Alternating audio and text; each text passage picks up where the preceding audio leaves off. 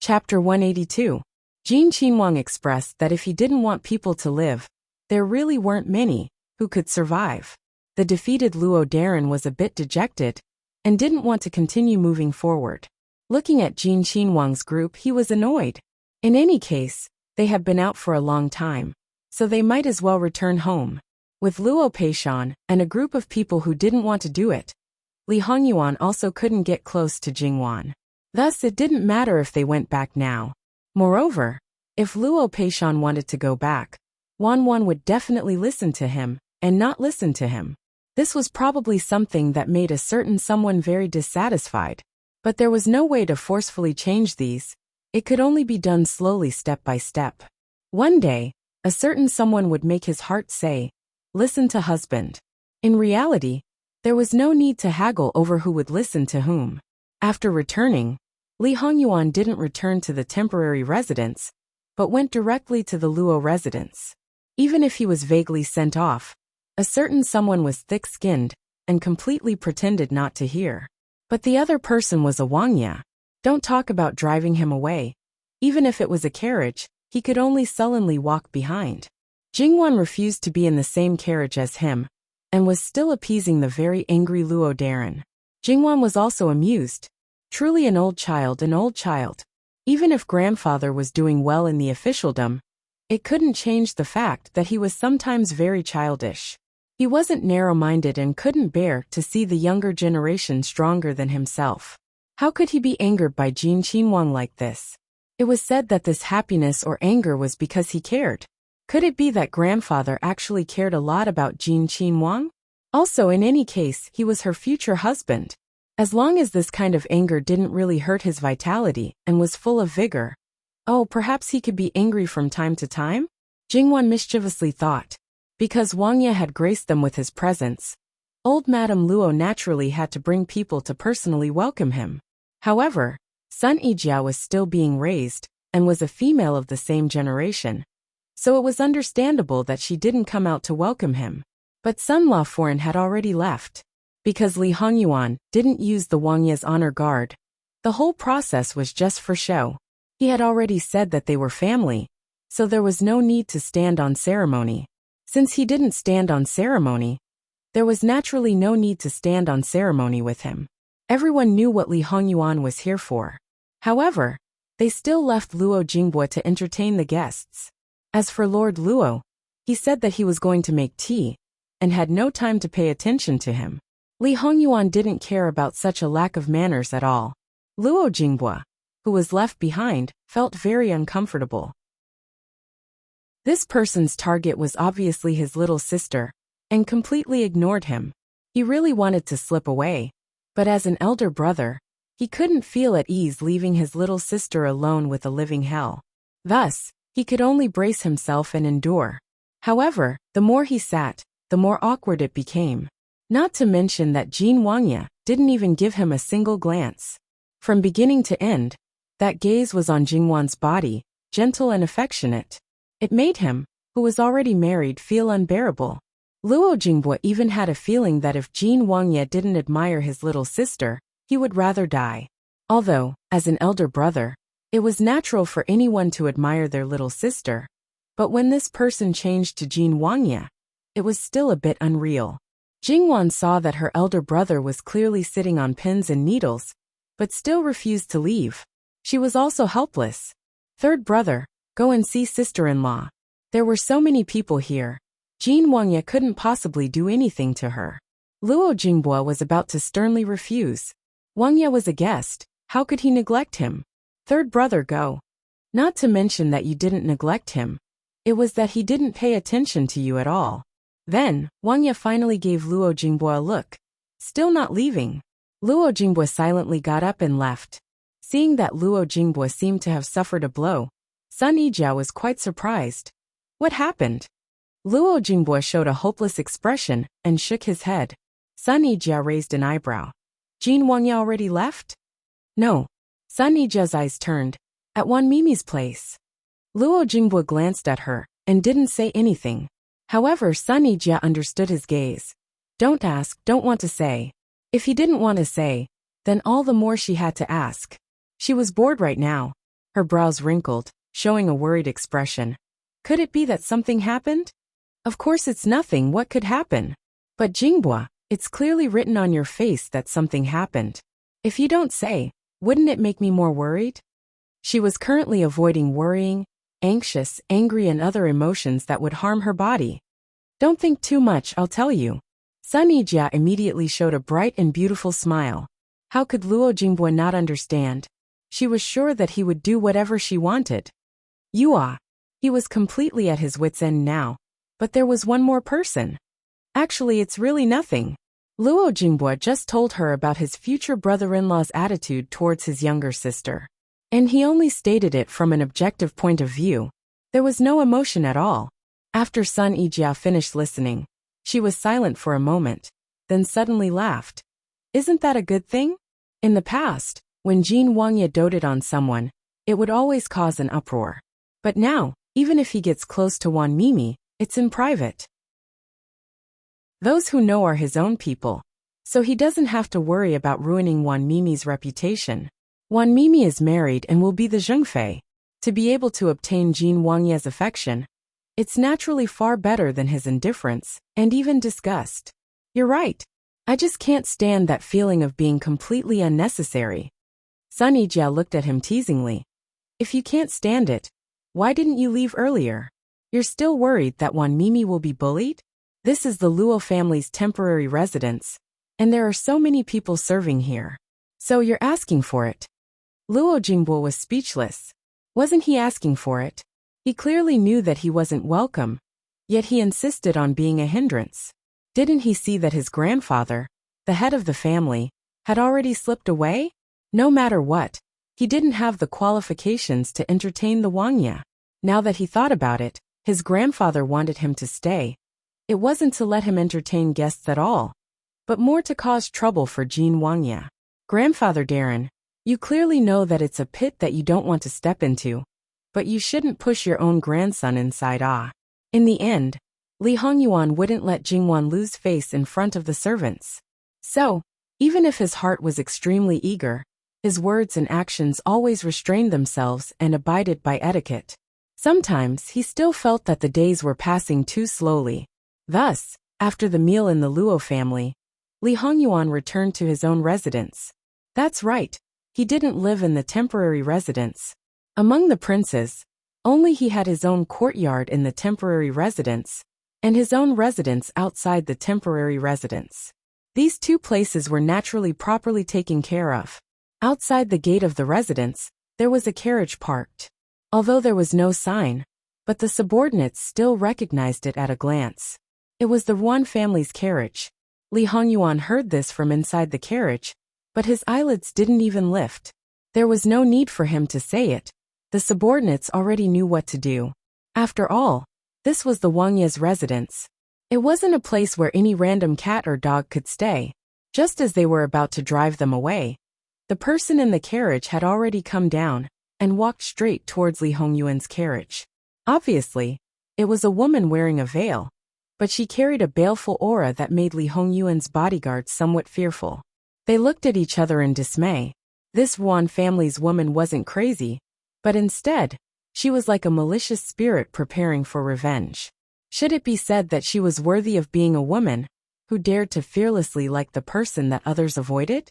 However, when strength and courage matched, it was called arrogance. Having courage without matching strength was called foolishness. Logically speaking, when a minister with great power clashed with a powerless prince, the prince would usually be the one to retreat. However, this rule didn't apply to Li Hongyuan. When Yuan Fangfei was still one zhang away from the carriage, she was stopped by a bodyguard. "Miss, please leave quickly." Yuan Fangfei, however, had a cold look. She didn't care and forced her way forward. The bodyguard directly pulled out a knife and placed it on her neck. It was slightly painful. She didn't need to touch it to know that there was definitely blood. It was obvious that if she dared to take another step forward, she would die on the spot. She was very clear that in the current situation, even if she was really killed, she would only die in vain. Because as long as she was casually accused of a crime, her parents wouldn't be able to avenge her. Moreover, if she lost her life, what was the point of revenge?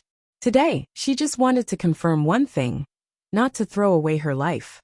She wanted to live and live well. However, her heart, which had long been eroded by evil spirits, no longer had the slightest concealment. Li Hongyuan, how dare you? The knife unrestrainedly went down a bit. However, she didn't have the same confidence as before when facing Li Hongyuan. She hated him so much that her teeth chattered.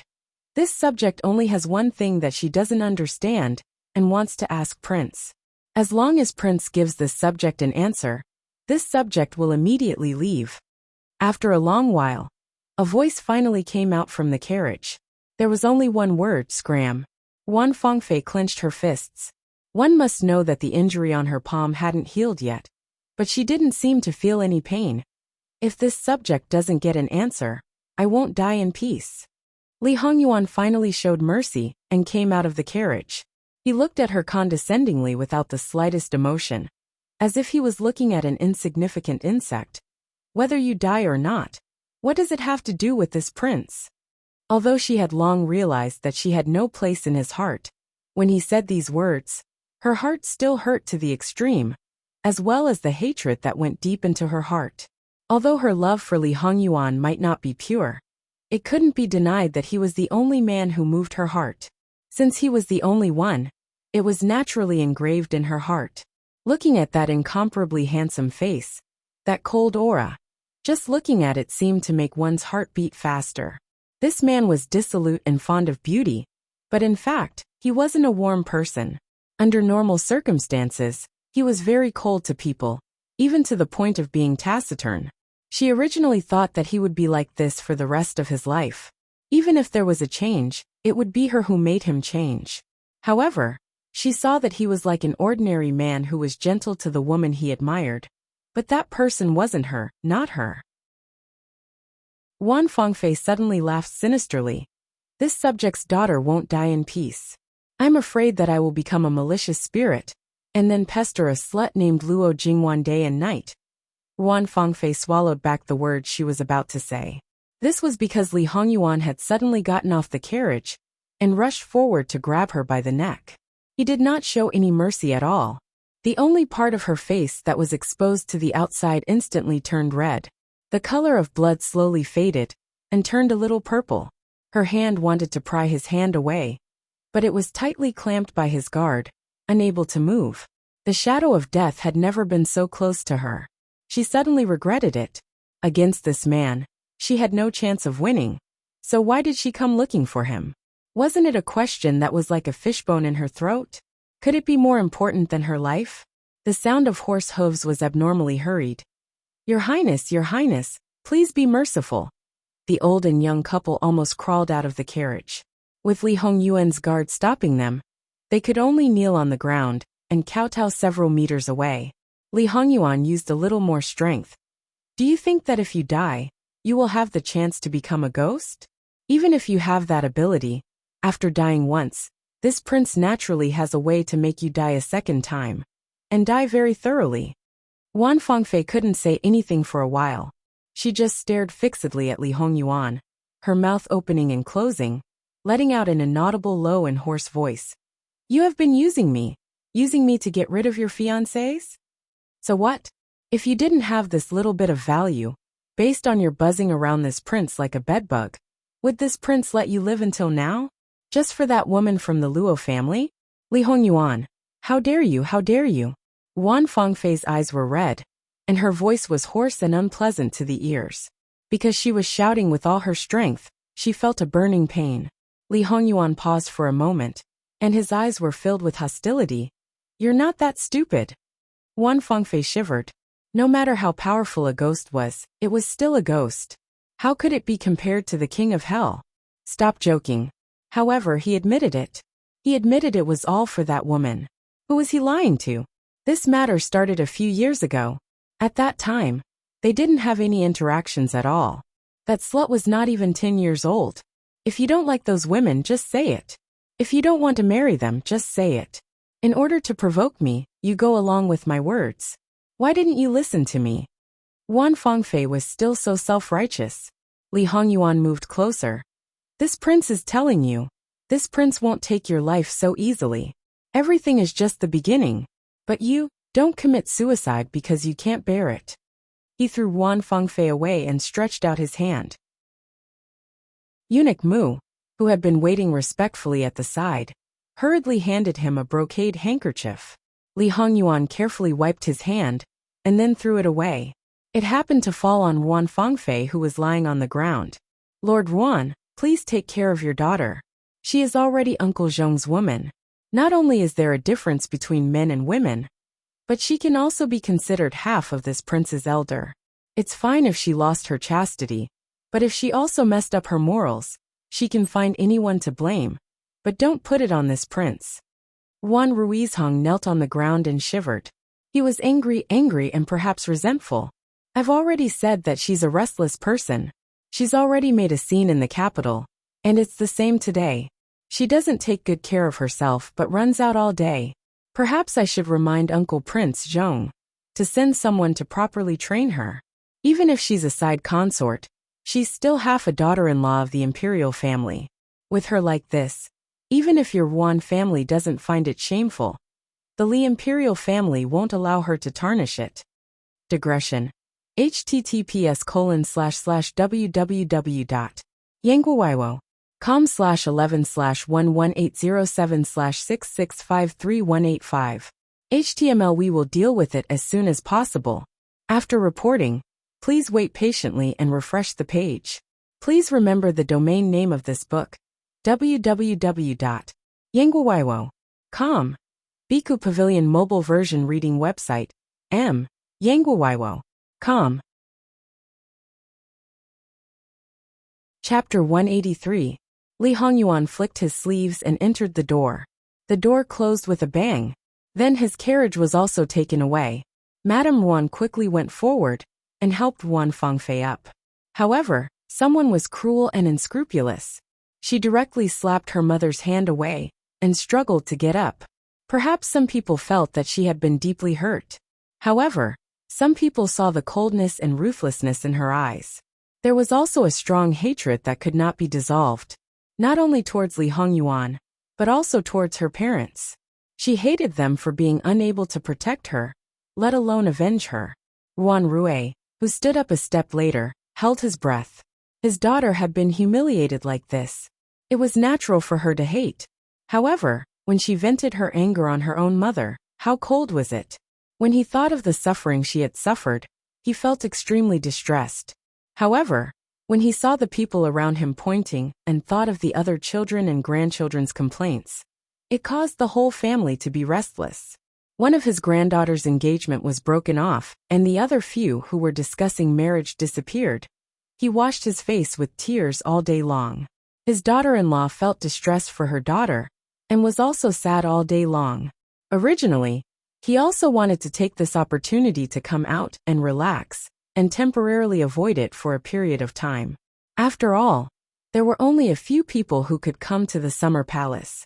Therefore, there were also many people who came out of the Wan family. Who would have thought? Since the night before yesterday, the haze that shrouded the family, even he, the head of the family, began to be unable to suppress it. Before coming out, his eldest daughter-in-law led his daughter-in-law, and even disregarded their status, and requested to separate from the family.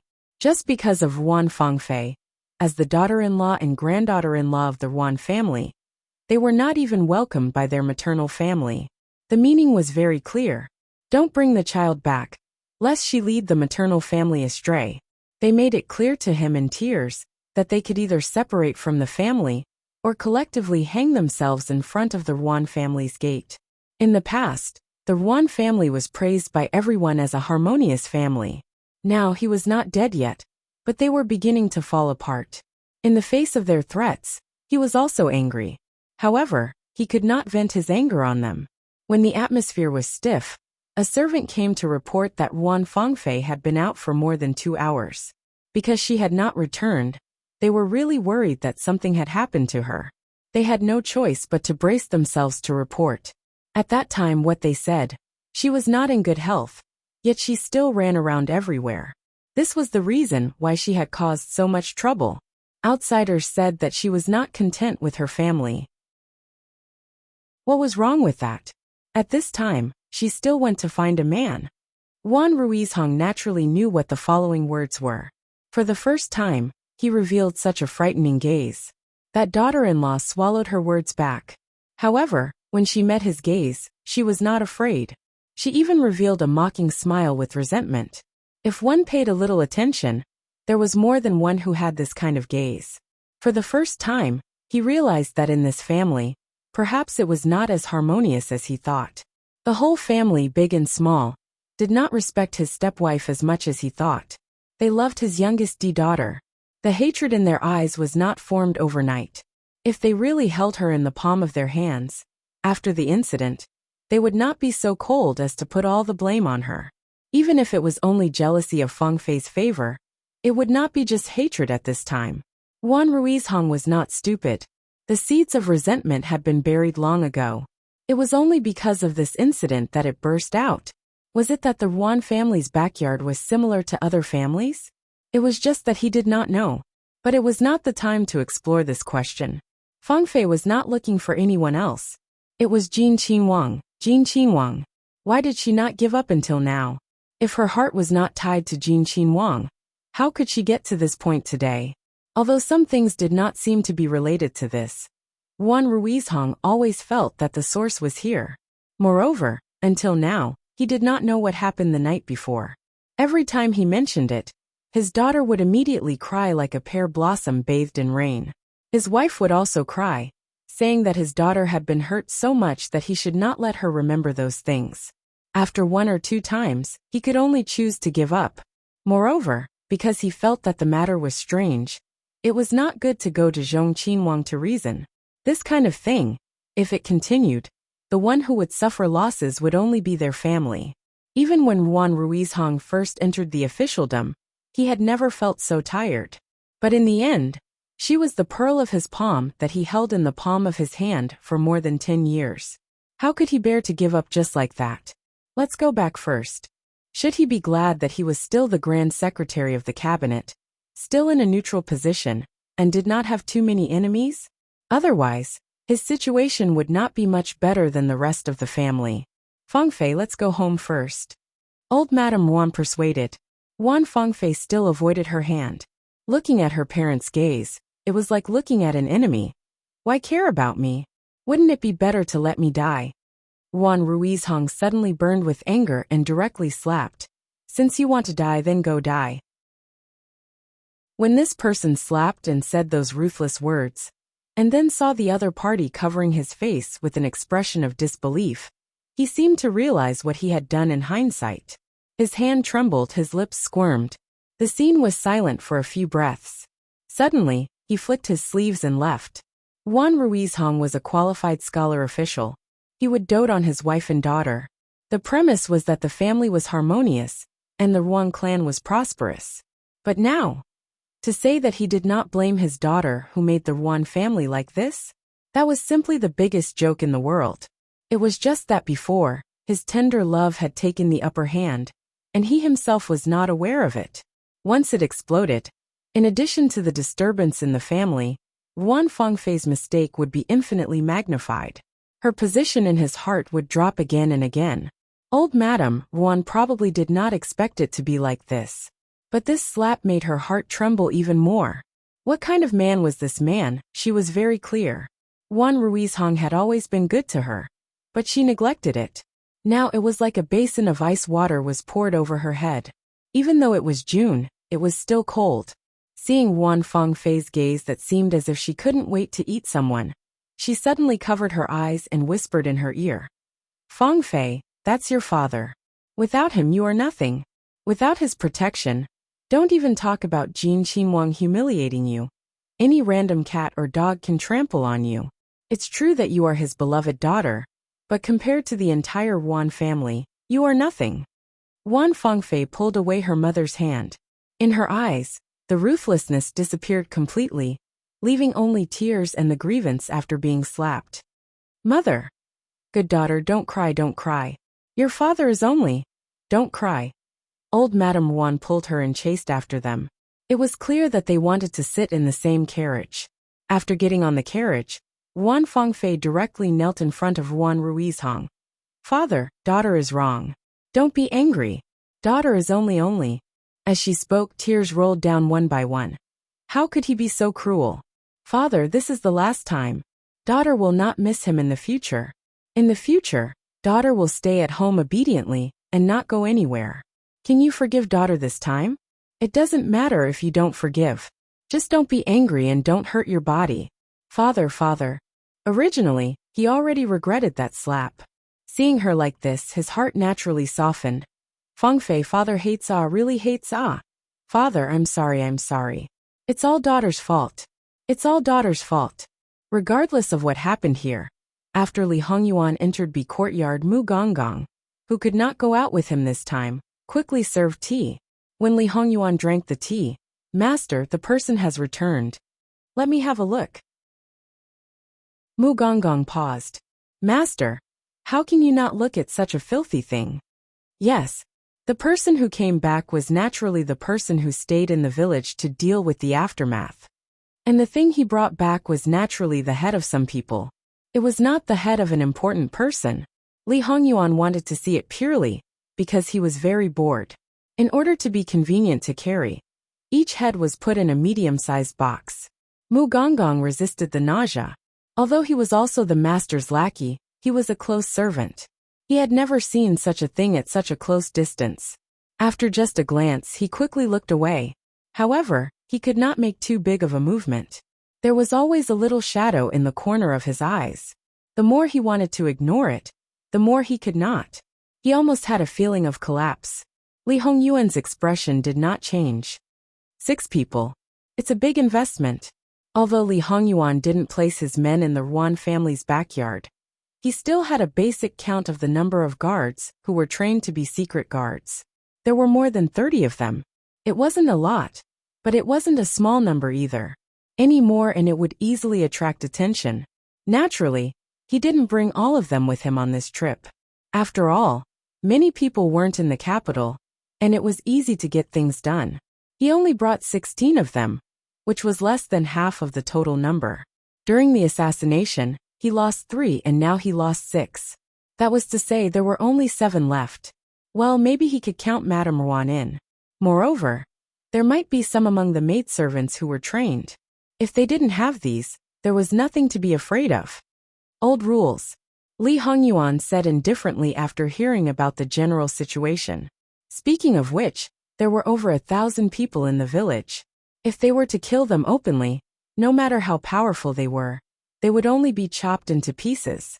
The simplest and fastest way was to drug the water at the right time, and then set a fire at night. The geographical location of that place was special enough. Even if half the sky was red at night, no one would know. However, it was a pity that before the medicine could be used, it had already been wiped out. Since they had already started, they would not give up easily. She would lose as many people as she took out, including those who stayed in the capital. Naturally, they would not be spared. Without these people, he wanted to see what that woman could do. Without that woman at the back, Ruan Fengfei would probably be like an ant struggling on the verge of death. After they left, Master, the people in the west have also arrived. https://www.bicken.com/11/11807/66538186. HTML. We will deal with it as soon as possible. After reporting, please wait patiently and refresh the page. Please remember the domain name of this book, www.bicken.com. Bicken.com Mobile Edition. Chapter 184. With Li Hongyuan's order, the man was quickly brought over. The man who was tied behind his back was blindfolded. He had probably been washed before, so his clothes were clean and tidy. Although he did not take good care of himself, even without looking at his eyes, it was obvious that he was a little dispirited. However, it could still be seen that Zhang Xiang was handsome. Even though he was thin, there was a hint of strength in him. His leg was kicked, and he knelt on the ground with a thud. The man did not resist. Instead, he felt a sense of relief, as if he had finally met his target. He was caught for no reason, and then it could be said that he did not know whether it was day or night. It could be said that the horse did not stop all the way. At first he roughly estimated the direction, the distance he traveled every day, and thought about who wanted to catch him and why. However, he was thrown on the back of a horse like a sack of goods. He was not young to begin with, so he could not bear such torment. Besides that, those people did not do anything to him, so he was too lazy to think so much. However, the target was still so far away, which was beyond his expectations. The black cloth in front of his eyes was removed. Because it was indoors, the light was not strong. Although he felt uncomfortable, it did not last for long. Then, he finally saw the man sitting on the main seat a few steps away. Then he was stunned. Although he was sitting casually, he reflected his grace and nobility from head to toe. He seemed to be emotionless, but he had a dignified aura. Even if he was only dressed in linen, no one would think that he was an ordinary person. However, what really made the man stunned was not this, but that face. He thought that he had forgotten it, but when he saw that similar face, he realized that not only did he not forget it, but it was more like an indelible mark was carved by a knife day after day. Hua hua, hua hua. After being stunned, the man seemed to have broken down. He repeated this name repeatedly, and tears fell like rain. The more he cried, the fiercer he became. He even looked like he was about to burst into tears. His body could not support it, so he bent down and pressed his forehead against the ground. Li Hongyuan narrowed his eyes slightly. It seemed that his previous guess was wrong. He knew that Momo was his birth mother's nickname. This nickname was usually used by people who were very close to each other, such as elders to juniors or between husband and wife. This man's reaction didn't seem like a blood relative. Although he had never heard anyone say it, Li Hongyuan knew that his appearance was more like his birth mother's. However, ever since he had grown up and gotten rid of his androgynous appearance, no one had ever said that he looked like a woman. His face was not feminine at all. It was a novel experience to hear someone shout a woman's name at him. However, it was a little annoying to hear a man howling like this. Li Hongyuan waved his hand, and the man was carried out. Not long after, he was brought back.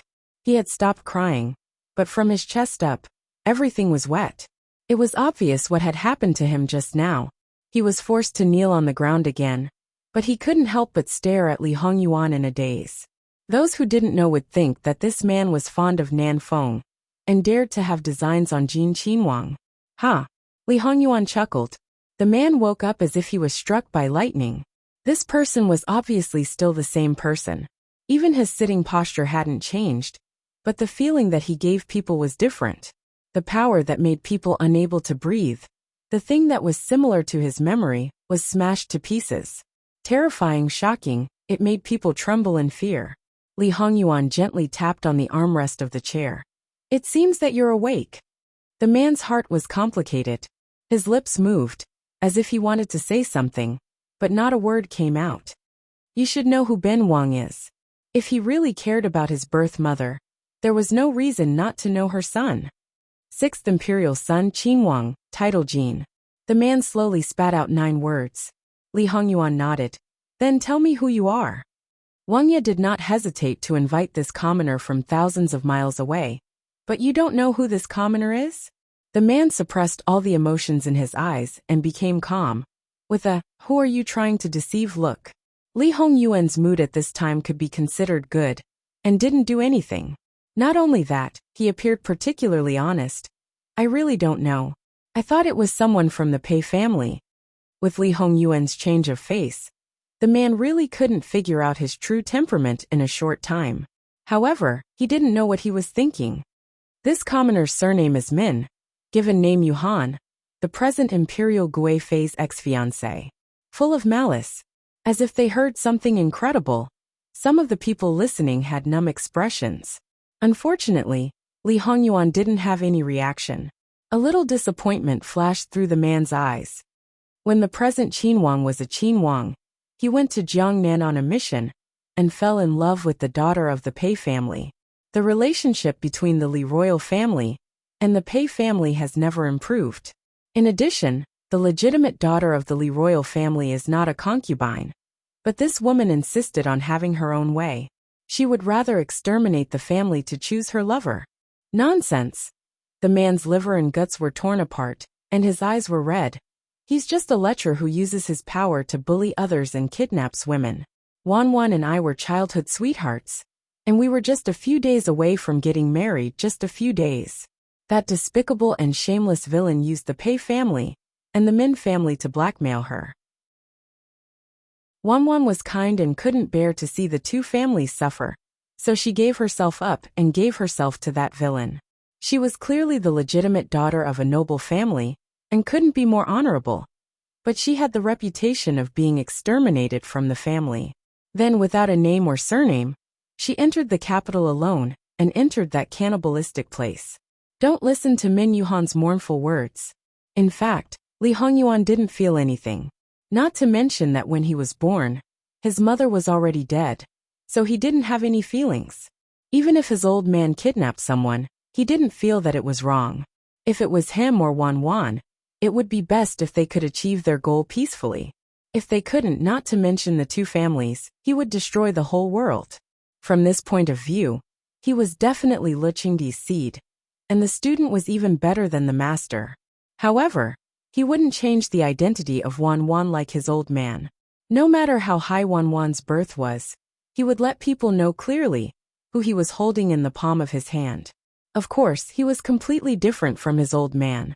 Wan was also the same with his mother. There was no comparison. It is indeed a cannibalistic place, but didn't she die in a few years? Hearing him speak so coldly, as if he was talking about an unrelated person, the anger and hatred seemed to materialize. You caused her death, but you don't feel guilty at all. You are indeed the one with the surname Li. You are rotten to the core. Li Hongyuan didn't take it seriously. So you also believe that she died of blood loss due to dystocia? Min Yuhan was stunned. What do you mean? What I mean is that she was strangled to death by her husband. After she died, this prince was cut out from her stomach by her husband. Don't talk about her glory when she was alive. After she died, there was a big cut on her body.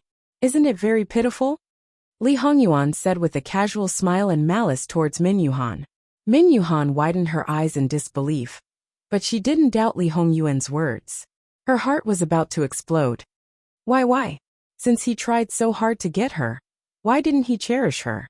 Why didn't he dote on her and protect her? Why did he kill her with his own hands? Why? He originally thought that at least she was living a good life. Then, even if he was in heart-wrenching pain, he would at least have a little peace of mind. She didn't have a noble status, but she was already an imperial noble consort. After she passed away, her son was greatly favored. He thought that these were all evidence of her good, but it turned out that. Why? It's probably because of you. Min Yuhan felt as if he had been struck by lightning. Lu Qingdi snatched her, so he naturally knew of your existence. And according to what you said, you were in love with each other. Do you think that Lu Qingdi didn't have any grudges in his heart? The harem is a place where there are a lot of disturbances. Once you are caught, you will most likely lose your life. In her previous life, she heard from imperial consort Su that it seemed that something that shouldn't have appeared by his mother's side had caused his father to be especially suspicious. Logically speaking, if he suspected another man, his father wouldn't have lost his mind and killed him. After she was pregnant, did you go to the capital and try to contact her? Min Yuhan's face stiffened, and the corners of her mouth twitched. TSK, she actually guessed correctly. With his father's character, he dared to do such a thing. Was he courting death, or was he courting death? I didn't want to see her, and she didn't want to see me. I only asked someone to pass her something, and she sent me a letter. She told me that she was very good, and asked me to find a good girl to start a family with. Then, she asked me to leave the capital and never go back. Min Yuhan seemed to have lost her soul as she muttered. In the end, was I the one who harmed her? Was I the one who harmed her? Harem was easy to say, but it was also difficult to say the least. It depended on the person and the situation. His mother's situation was absolutely impossible. It seemed that his father had never suspected his mother of being unfaithful. It was just that he had treated her with all his heart for a few years. In the end, she still had another man in her heart. 9 out of 10 men would probably explode. It was very common for someone to fan the flames and do something irrational in a moment of impulse. https://www.bicken.com/11/11807/6653187. HTML. We will deal with it as soon as possible. After reporting, please wait patiently and refresh the page. Please remember the domain name of this book, www.bicken.com. Bicken.com Mobile Edition. Chapter 185. Li Hongyuan saw that his soul seemed to have left his body, and his vitality seemed to be leaving his body little by little. Even if he were to say that he would die here, it probably wouldn't be a strange thing. However, these were not within the scope of Li Hongyuan's consideration.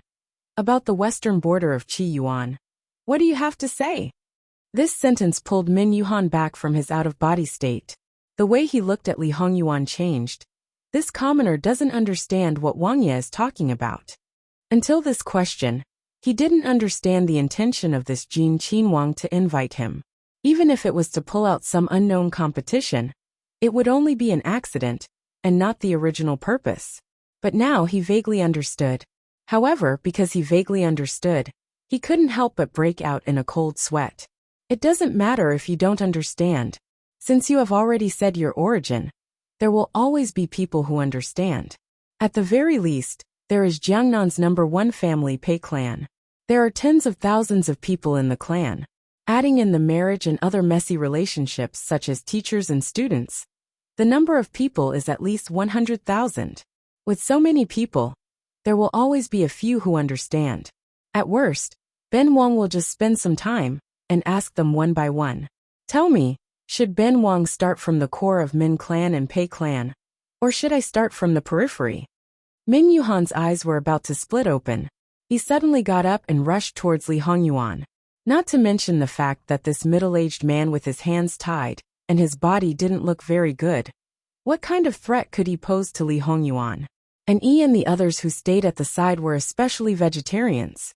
If they let such a person get close to master, they don't need to mingle. However, with just one step he was subdued in an instant. His entire upper body was pressed to the ground, and his head was ruthlessly stepped on. Min Yuhan's insignificant struggle didn't have the slightest effect. Beast, that's your maternal family, ah? How can you be so ruthless? You really are his seed. He also hated himself for being too careless. Because the other party was Bian's son, he was surprised that the other party knew his identity. In addition, he deliberately wanted to discuss the other party, so he easily revealed his identity. However, even if she didn't say anything, would he really not know? Li Hongyuan waved his hand, and Yi pulled him up, but his hand was still on Yi's shoulder. Were you going to call me a beast? It probably didn't feel good to swallow it back, but as long as he still had his reason, it was still bearable. Although there are many people who curse this prince behind my back, those who curse in front of this prince are probably dead.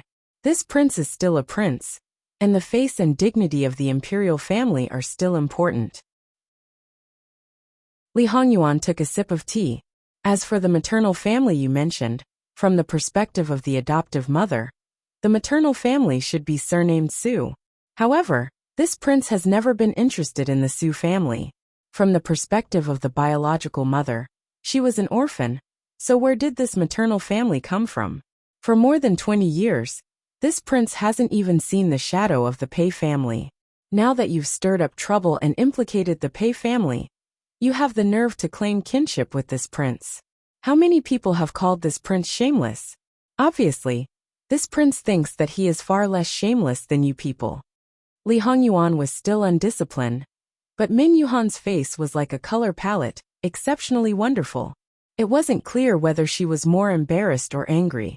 The Pei family, not to mention Jiangnan, even in the entire Qi Yuan, is considered the most powerful family. Even if no one enters the imperial court as an official, they have the imperial edict of Taizu.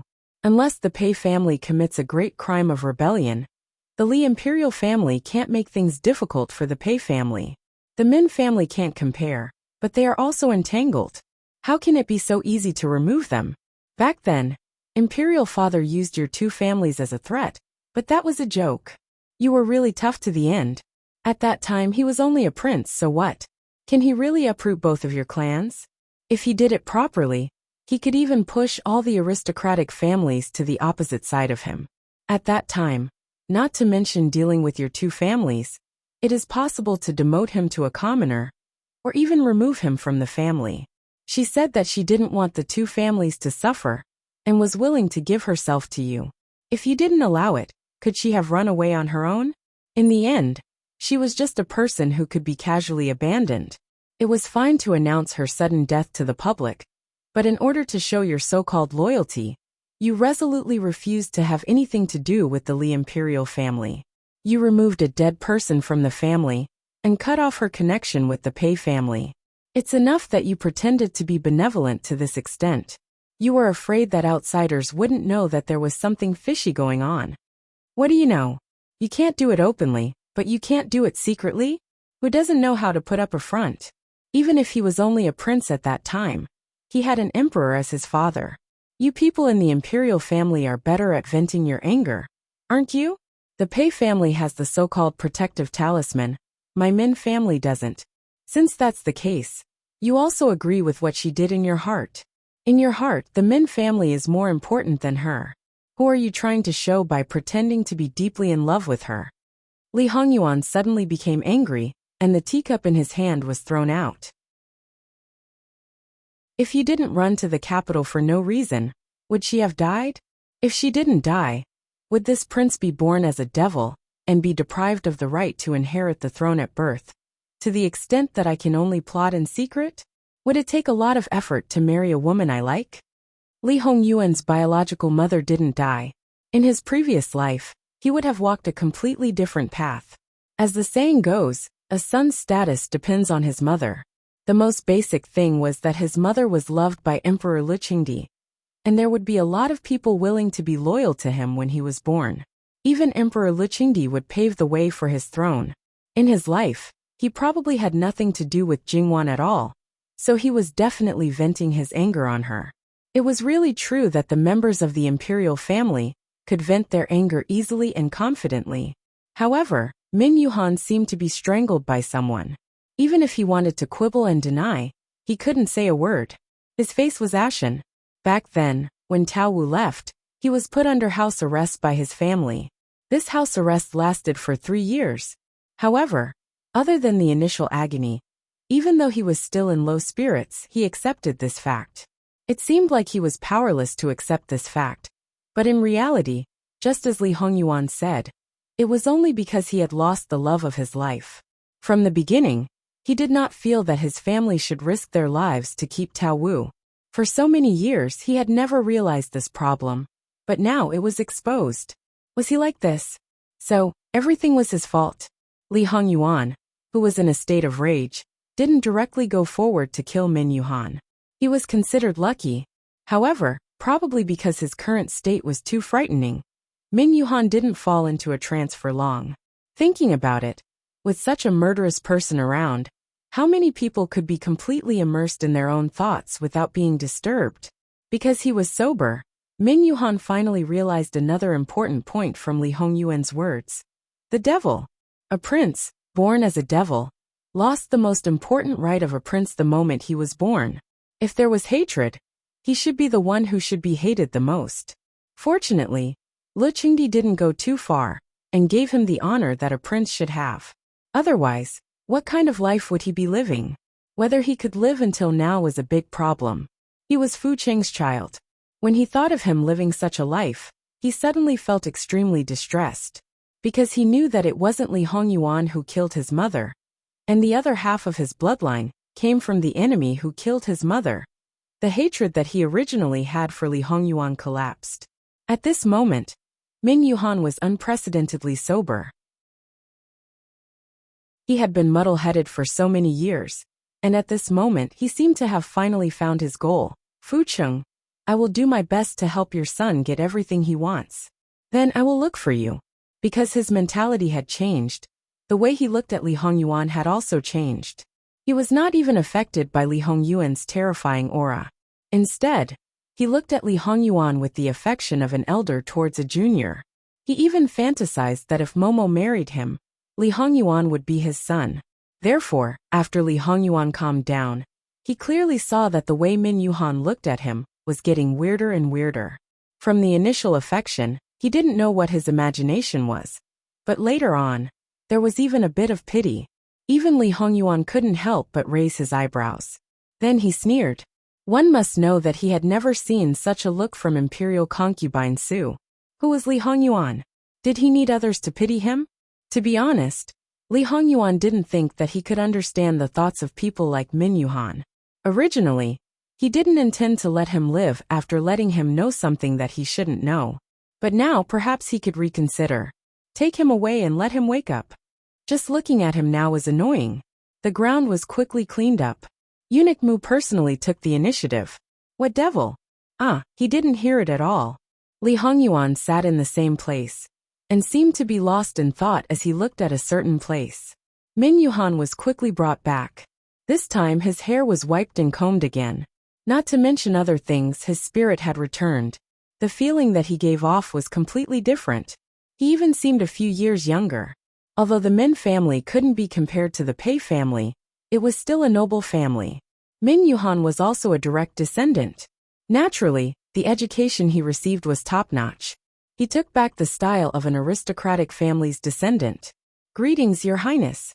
Although his gaze towards Li Hongyuan was still gentle, it was no longer as gentle as before.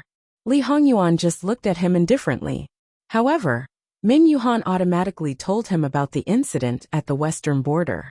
In fact, there were only some signs of the incident. He happened to encounter it, and secretly added fuel to the fire. As for the purpose, naturally, it was to cause trouble for the Li family. It would be good if he could cause internal strife, or even overthrow the Qi Yuan. Anyone who was the emperor would be better than the current emperor. Li Hongyuan roughly knew about this matter, and didn't need Min Yuhan to elaborate. Thus, he waved his hand and interrupted him. Is the remnant of the previous dynasty related to the Pei family? https://www.bicken.com/11/11807/6653188. HTML. Please click here to report. Registration is not required.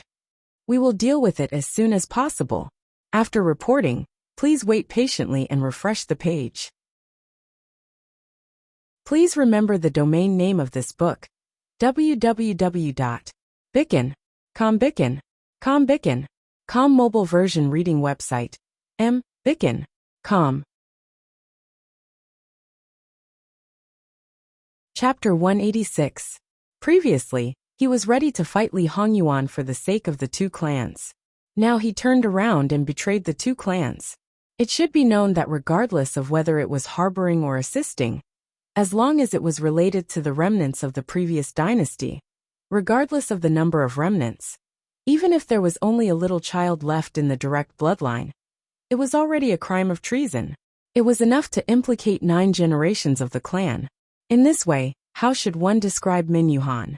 Should one say that he was heartless to the point that he didn't recognize his own family and was inhumane? Or should one say that he had deep feelings for his past love and that he placed righteousness before family? After a sudden awakening, he once chose loyalty and filial piety, and now he chose friendship. It seemed good, but in fact it was both wrong. Min Yuhan, you feel sorry for her, and now you want to compensate this prince? Min Yuhan's silence was equivalent to tacit agreement. Li Hongyuan sneered. You and that despicable and shameless villain who stole your fiancée are essentially the same. He killed her and then regretted it. He thought that he was infatuated with her for more than 20 years. And he didn't even ask if the dead person wanted it. Then, he tried his best to make it up to this prince. As long as this prince didn't covet the throne, it was as if he had forgotten that this prince's birth represented an auspiciousness. Even if he poked a hole in the sky, he would still take care of it. You couldn't protect her, so you also played the role of infatuation without regret. Similarly, have you asked if she wanted it? However, she is a dead person. If you want to ask, then you have to follow her down. Unfortunately, you are all greedy for the mortal world, and are not infatuated enough to accompany her. You only live according to your wishes. Now that you know that her death has a lot to do with you, you are ready to blame it on this prince. She is a dead person, but this prince is still alive. Have you asked if this prince needed it? When this prince had no power, no status, and even his life was guaranteed, his compensation could only give this prince these things, so I accepted it. What about you? Do you think this prince needs you? After knowing what you've done, will you still be allowed to live freely? Min Yuhan, what gave you such an understanding? As she spoke, the mockery in her eyes was simply too obvious. At the beginning, Min Yuhan wanted to refute. How could he be the same as that person? However, when he finished listening, he was speechless. Even though his heart was burning with pain, he felt more and more that he was the same as that person. He was full of confidence and wanted to help, but he thought too highly of himself. Since this child knew his whereabouts, and his plan was destroyed just as it started, it was obvious that the power in his hands was not weak. From this short contact, he understood that he was definitely not a kind person. Now that he knew the source, it was only a matter of time before he wanted to investigate the matter of the remnants of the previous dynasty. He looked like a big joke. Min Yuhan, who had just regained her energy, was dispirited again. After a moment of silence, she said, "That's good too. I can go see your mother sooner. You don't care about Pei clan and Min clan anymore?" "I don't care. I can't care. It's not up to me to care. All these years, I have only used the surname of Min. They expected better from me and scolded me for indulging in love all day. I really don't have the heart to do anything." What Min Yuhan didn't say was that perhaps the Min and Pei families had a close relationship through marriage for generations. There were many officials in the Min family, but there were very few who reached the third rank and above. Obviously, it was because of the relationship with Pei family that they were suppressed. As for Pei family, as the richest family, it looked like they had a huge network of connections. However, when it came to interests, because they didn't have power, Pei family couldn't have the absolute right to speak. This was a great humiliation for the richest family. Thinking back to the unlimited glory of the previous dynasty, compared to the current situation, they had long had enough. Due to the ancestral teachings, they couldn't enter the officialdom. Therefore, the best way was to change the surname of the emperor. It could be something else, but it could also be Pei. How could the Min family not have such restlessness? Although Min Yuhan hated Li Qingdi to the core and wanted to directly overthrow the Li family, after nearly 100 years, the Qi Yuan had already stabilized. Even if it had a great influence in Jiangnan, the people lived and worked in peace and contentment. They had long recognized that the Li family was the orthodox family. Even if they used the descendant of the previous dynasty as a banner, it was estimated that not many people would follow. Moreover, whether it was the Pei family or the Min family, they basically didn't have any military generals. As the saying goes, if a scholar rebels, it won't succeed in 3 years. The right time, the right place, and the right people were all not on the same page. But in reality, there were many people in the two families who had such ambitions. If this continued, they would be finished sooner or later.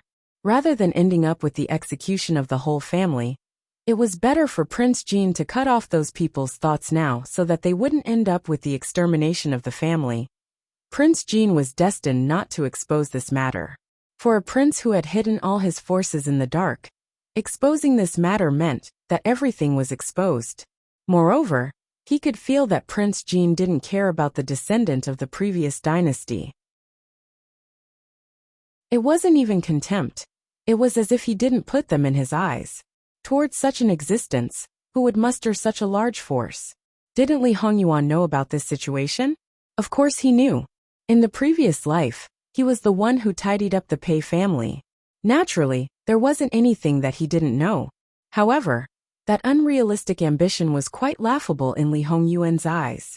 Fortunately, the Pei family didn't brazenly pull out the remnants of the previous dynasty.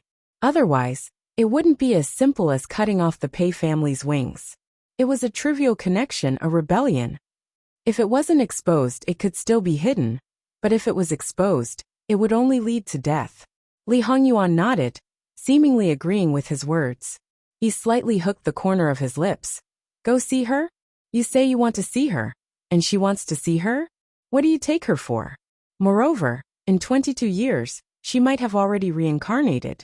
She might even be the mother of several children. Li Hongyuan continued to stab without holding back.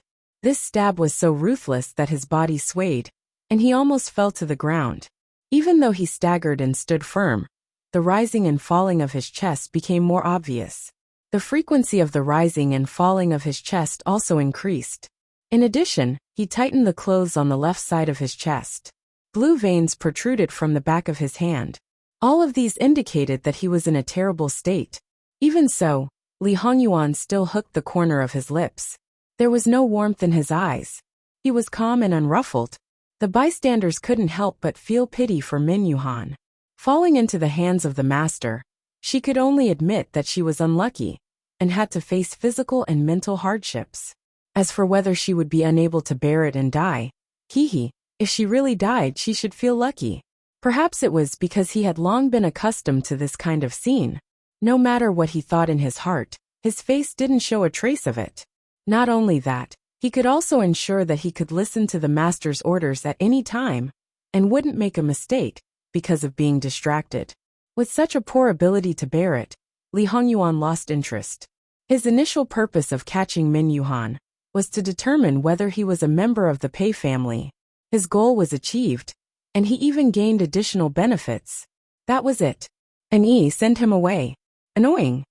Yes, because they weren't inside the imperial residence. There weren't many guards guarding the place. It wasn't difficult to get people in, and it wasn't difficult to send them away. They didn't even need to wait until nighttime. The carriage with the symbol of Jin Qinhuang Fu swaggered around, and no one would question it. During this period, Min Yuhan's chaotic and blank mind cleared up a little. Li Hongyuan still kept his life and sent him away. Then he probably knew Li Hongyuan's intention. When they reached a place far enough away, An Yi gave Min Yuhan some banknotes and some broken silver. Enough for him to return to Jiangnan. Does Wang Ye have any specific instructions? Although An Yi came out with him, he still couldn't help but ask. After all, the other party was his subordinate. Even if there were no clear instructions, he should be able to guess some of the master's thoughts. This was an essential skill for every subordinate. Master's thoughts have always been unpredictable. The specific matters will have to be handled by Mr. himself. What was the most annoying? It was this kind of thing without a goal. He couldn't estimate to what extent he had to do it. Just like that whatever. I understand. Min Yuhan accepted this statement indifferently. For him, it was better if there were no instructions. Then, he could do everything that he thought was beneficial to Jin Wangfu. Because when he was completely not recognized and not accepted, naturally there wouldn't be that kind of arbitrary situation where, I'm doing it for your own good, without considering other factors. That was something that really overflowed with Li Hongyuan. An Yi nodded and left without saying anything. Min Yuhan looked at the carriage that was getting farther and farther away. He let him know the good things that he shouldn't know, but he let him go so easily. If he wasn't stupid, then he had absolute confidence. Min Yuhan recalled the short time that he got along with the other party. He was definitely not a stupid person. Perhaps he hadn't reached the point where he could control the whole situation, but he had reached the point where he wasn't afraid of being exposed. To be able to make him cheer up and dejected several times, it wasn't difficult to control a person's life and death. What was difficult was to control a person's emotions. Mimi, your son is completely different from you. However, he is very outstanding and very strong. Wait for me. I don't care if you've reincarnated, married, or given birth to a child, I'll still find you. Let me be selfish just this once. I can't let go of you. But for this matter, whether you agree or not, I'll persist. In the future, before I do anything else, I'll ask for your opinion. Maybe at that time, he will become our son. Min Yuhan revealed a shallow smile. He was walking towards an unknown road. Perhaps it would be full of thorns, and perhaps in the end, he would be deserted. But it didn't matter. He didn't care anymore. Li Hongyuan dealt with the information gathered from other places, and seemed a little bored. Immediately send the things to the Ruan family. Yes, Shouldn't sending heads be done at night? It was broad daylight. Did Master not find it troublesome? However, shadow guards never had a sense of self. Their master's words were their first will. The Ruan family was now in a chaotic period. Lord Ruan, who had always been successful in the court, was helpless in the face of his daughters-in-law's coercion. It was said that a woman should treat her husband as her god. However, at this time, his son was useless. Master, someone outside the door has sent something. Lord Ruan, who was in a terrible fix, needed something to divert his attention. He felt that this was the right time. What is it? Bring it in. When a wooden box was carried in, Madame Ruan, whose eyes were red and swollen from crying, was inexplicably flustered. Digression. https://www.bicken.com/11/11807/66531189. HTML. We will deal with it as soon as possible. After reporting, please wait patiently and refresh the page. Please remember the domain name of this book: www.bicken.com. Bicken.com mobile version reading website: mbicken.com. Chapter 187. Because the situation was in a stalemate, Juan Ruizhong was not the only one who needed other things to ease the tension. They needed it even more. It was unfilial of them to force their father-in-law. They were just relying on the fact that the Ruan family was a family of etiquette, and their father-in-law was the Grand Secretary of the Cabinet. They wanted to save face, and would not do too much. If the daughters-in-law of the Ruan family collectively had an accident, the reputation of the Ruan family, which was at the heart of the storm, would be completely ruined. Juan Ruizhong might even have to retire early.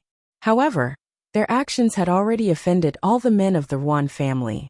The Ruan family's reputation was now so bad that the impact was too great. Even the grandmothers of the Ruan family, who had married out, used to visit their parents' home every now and then. But now it seemed that they had not seen them for a long time. Although Juan Ruizhong was still the Grand Secretary, he was already showing signs of decline. There was also the Minister of Personnel Affairs, who was like fire and water with him. The help he could give in the imperial court was rapidly decreasing. Everyone was sensible. Who would want to help a person who was tainted with dirty water and was becoming more and more unreliable? For the sake of the children, they wanted to split the family and reduce this impact. What was wrong with that? However, neither their husband nor their son supported them. Their mother, grandmother, and sister, aunt, were such good people. It was fine if outsiders slandered them, but their own family members were hindering them at this time. It was simply unreasonable. Words of reprimand and heart-wrenching made them feel so much pain that they wished they were dead. Look, this was the ability of that woman. Because she could give these old and young masters what they wanted the most, whether it was money, connections, or even official positions. Regardless of whether they were legitimate or illegitimate, if they were rejected by their father-in-law, as long as they came to her, they would basically be satisfied. The most terrifying thing was that in order to keep them in suspense and control their greed, other than money, the benefits they received were basically small favors. However, she could make them not complain at all, and even be deeply grateful. Moreover, the mother-in-law and husband were acting intimately. They did not dare to say anything when they bumped into it, but were provoked by the mother-in-law. This was the truth of the harmony of the Ruan family. The daughters-in-law of the grandchildren were better off. They were simply a pool of bitter water in their hearts. They knew what was going on, but they could not find anything that could be used against her. There was probably no sisters-in-law who could be more harmonious than them, because their enemies were the same, but the other side was like a mountain, unshakable. They wanted to use this opportunity to change the predicament of being completely in the palm of someone else's hand. However, without the support of a man, they huddled together tightly. As time passed, they seemed isolated and helpless, especially when they met the woman's sinister gaze. She wouldn't do anything to them now, but after that, their hearts couldn't help but tremble.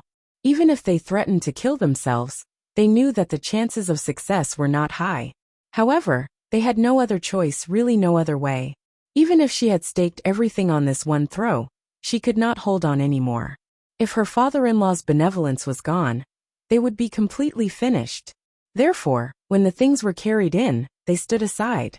Juan Ruizhong ordered someone to open it. "Master, don't be in a hurry," Madame Juan spoke out to stop him.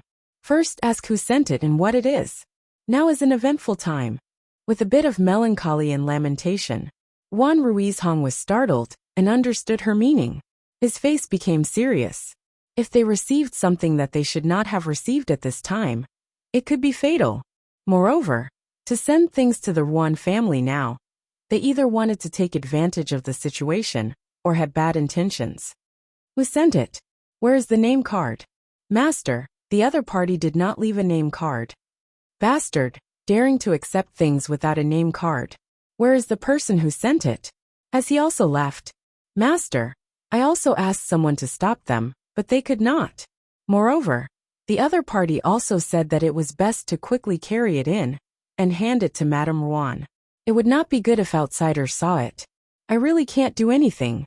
Juan Ruizhong's gaze froze. This clearly told them that this thing was not a good thing.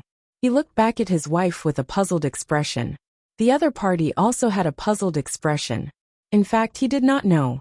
Knowing that it was for her, Madame Juan's heart became more and more uneasy. "Master, why don't we carry it out first? There were too many people present.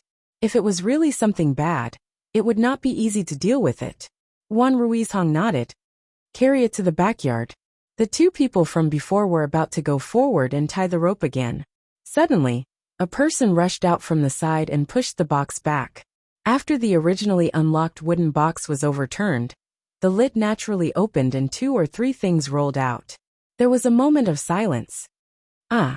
Terrified screams rose one after another. The people nearby immediately fled in all directions. Juan Ruizhong also took 3 steps back, his face pale. Previously, when they were on the road, the 3 heads that appeared on Juan Fengfei's carriage, other than the mother and daughter, the rest of the Juan family only knew that such a thing had appeared before. They had never seen it clearly. Now that the number had doubled, the impact was no small matter. Madame Juan's face was also deathly pale, and her legs were weak. Half of it was fake, and the other half was real. The so-called real was not because she was afraid of these heads, but because she knew who these heads belonged to even without confirmation. She should have thought of it. Since they could plot against Fengfei there, they might have left a backup plan. What was she thinking at that time? They were just a group of lowly people. If they were killed, then so be it. Would the other party save them? Why did she not think that the other party might not save people, but would kill people? Kill her people? With the example of the 3 people on the road, the other party obviously knew the situation around her. How could she be so stupid? Because she had to hide herself well. Many things were tied up. She cultivated these people and secretly placed them in various parts of the Juan family. It could be said that she had put in a lot of effort. In the end, she lost 9 people so easily. While she was distressed, she also had a deep fear. She always had a kind of fear that everything about her was under the other party's eyes. The other party knew about the people around her. Then, did the other party know about the things she did? Juan Ruizhong saw his wife on the verge of collapse. He thought of a few days ago for Fengfei. She was clearly frightened, but forced herself to hold on.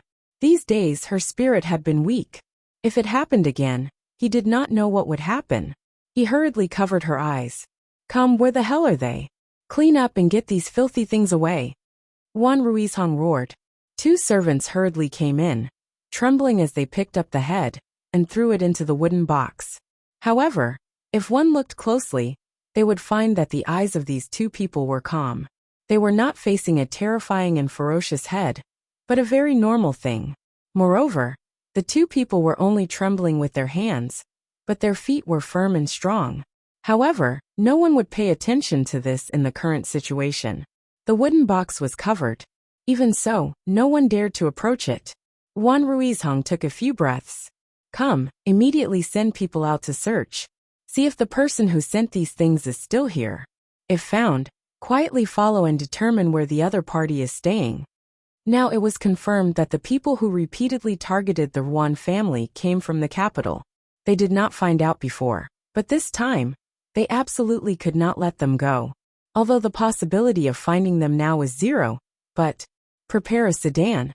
Lu Qingdi empathized with him and let him rest for a few more days. However, he could not sit still anymore. If this continued, before he fell, the family would be disbanded. If Madam still has energy, send people to check if the family is missing. If not, go back and rest. I won't force you. Master, where are you going? Madame Ruan held him tightly, as if it could give her a sense of security. Wan Ruizhong patted her hand. I am going to meet the emperor. The other party is so rampant. Since I have seen them, I must find the mastermind behind them. Otherwise, our family will not have a peaceful day. Madame Ruan's lips moved. She was very clear that the other party dared to brazenly send things to their door and did not keep them on the spot. Afterwards, there was no hope of catching them. In the end, she did not say anything to dissuade them, because there was no reason to stop them. What she was most worried about now was how much the other party knew about her. If it was only on the surface, then it was fine. If everyone retreated, there was only a wooden box with 6 heads left in the hall. This kind of thing appeared again and again. Many of the masters and servants in the Ruan family were abnormally terrified. First, it appeared in the daughter's carriage. Now it named the mother. It was as if the mother and daughter were the source of all this. When they saw Madame Ruan, they could not help but step back. It was as if there was something dirty on her body that would contaminate them. The next one who would be sent the heads would be them. Madame Ruan's face was full of anger. She had never seen her like this. Her stepson, who originally wanted to comfort her, subconsciously stepped back. She knew that she was in a mess and somewhat out of control. She hurriedly restrained her emotions. Her face was pale and weak. She looked very haggard. She glanced at them and paused for a moment on the daughter-in-law, who had pushed the box. Go back and rest. Restrain the children. The servants, beat them if necessary. Don't let them scare the children with their big mouths. It did not matter whether what they saw was an illusion or not. At this time no one stayed. Whether some couples would quarrel or even fight after returning, no one cared. Madame Ruan ordered people to investigate. She knew in her heart, but she still had to put on an act. After sending everyone away, Madame Ruan stood outside the door and looked at the wooden box in the room. Her gaze was deep. Just as she was about to turn and leave, she saw her daughter walking over like a ghost. Fangfei, why are you not resting? What are you doing here? Wan Fangfei stood beside her and looked into the room. Heads. Same as last time. What heads? Who are you listening to? Fangfei, come back with mother. Mother is a bit tired and wants to rest. Wan Fangfei avoided her hand and stepped over the threshold. She walked in and reached out to open the box. Fangfei, her mother hurriedly pulled her. Be good. Go back with mother. Wan Fangfei stared at her mother. Her eyes were like stagnant water. Then Madame Ruan let go. Wan Fangfei opened the box and saw the familiar ferocious and terrifying face. Her face instantly lost its color. However, she firmly did not move her gaze away. She even slowly bent down and trembled as she reached out her hand. Madame Ruan watched from the side. She clenched her handkerchief, but did not stop her. https://www.bicken.com/11/11807/66531993. HTML chapter error. Click here to report. No registration required. We will deal with it as soon as possible. After reporting, please wait patiently and refresh the page. Please remember the domain name of this book. www.bicken.com. Bicken.com mobile version reading website. Bicken.com.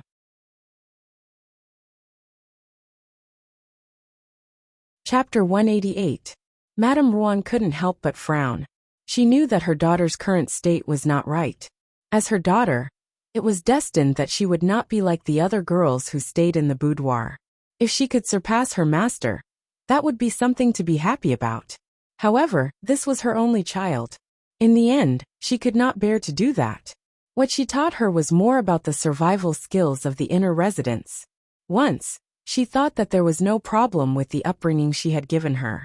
However, a series of unexpected events had shattered her perception.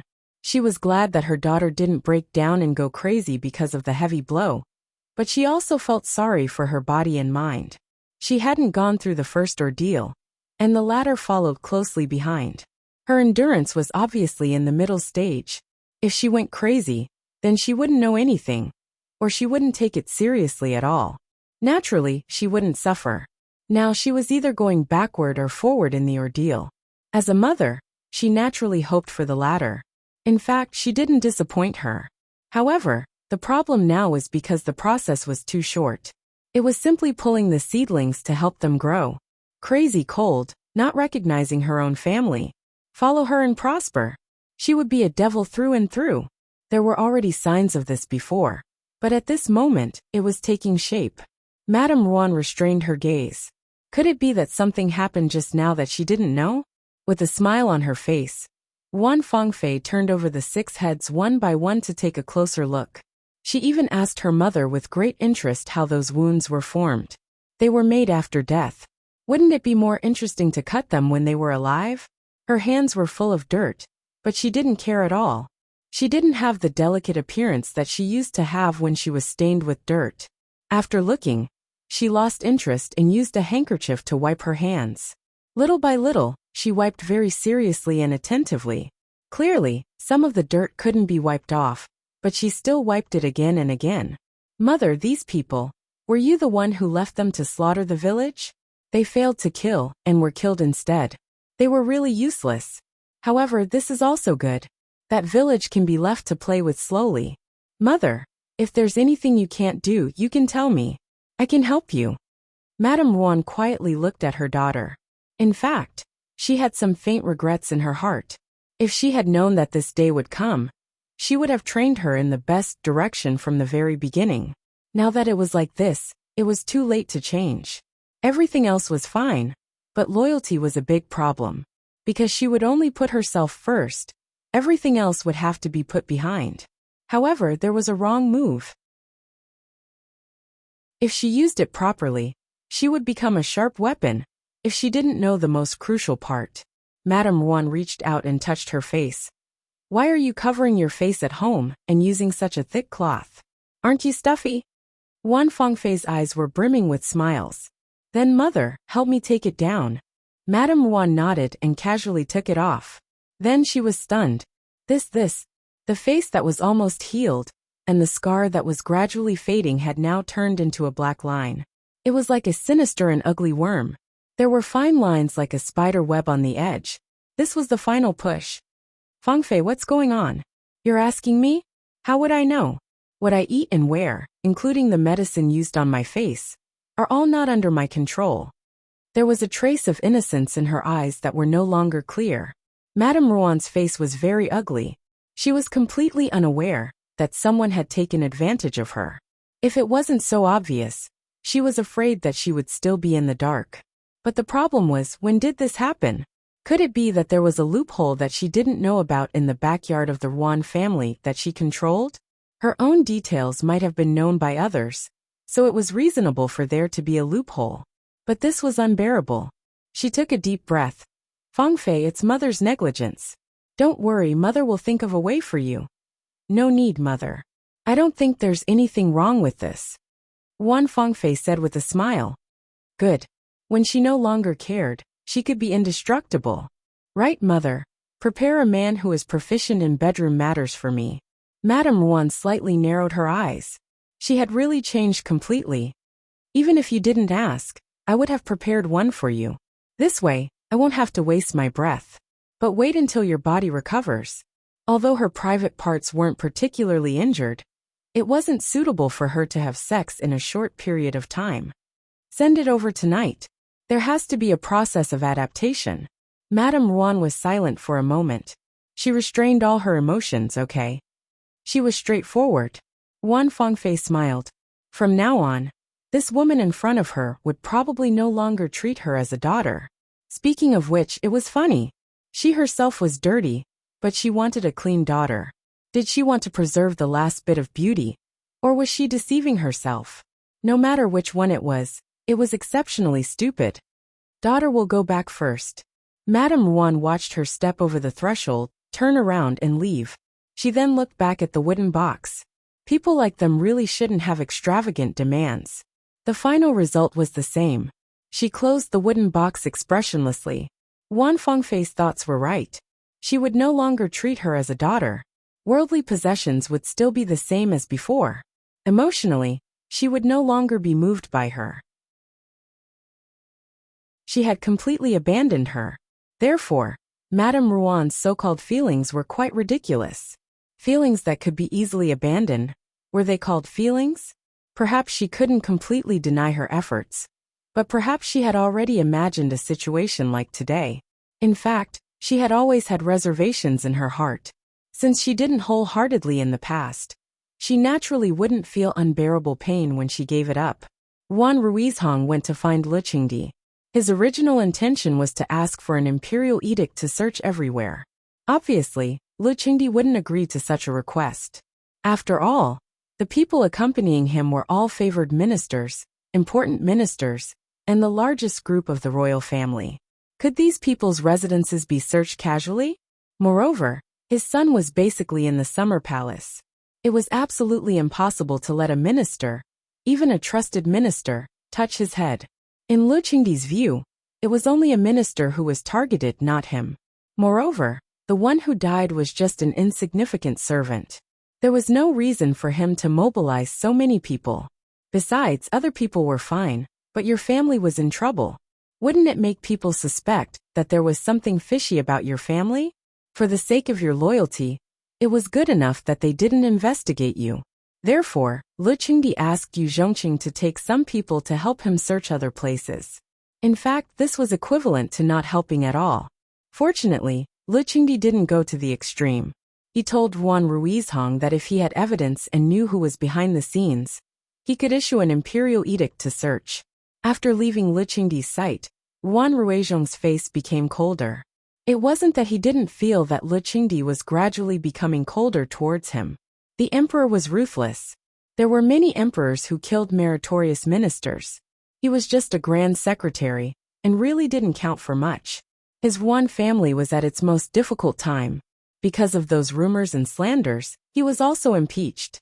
Although Lu Qingdi didn't say anything, it didn't mean that Lu Qingdi didn't have any objections. After all, it also damaged Jin Qinhuang's face. As for himself, although he wanted to be the same as before, he had to admit that his body was not as good as before. It seemed that he was somewhat powerless. However, these couldn't be revealed. Otherwise, the Ruan family would really be finished. Yu Zhongqing stood behind him. He was very clear about who was behind this matter, and had long speculated that there was a problem with the Ruan family. What he was more puzzled about was whether the problem was with this grand secretary, or other people in the Ruan family. However, he didn't need to ask about these. Since he acted as if he didn't know from the beginning, then he would keep it that way. In the end, Wan Ruizhong didn't let Yu Zhongqing bring people to search with great fanfare. It was completely useless. There was no need to let everyone know and increase the gossip. Therefore, Yu Zhongqing brought people, as if they were patrolling. They walked around the courtyard area, and then returned to report to Lu Qingdi. The Ruan family's summer palace was not as good as the Ruan family's inner residence in the capital. If Li Hongyuan wanted to deal with some people, he had already made arrangements.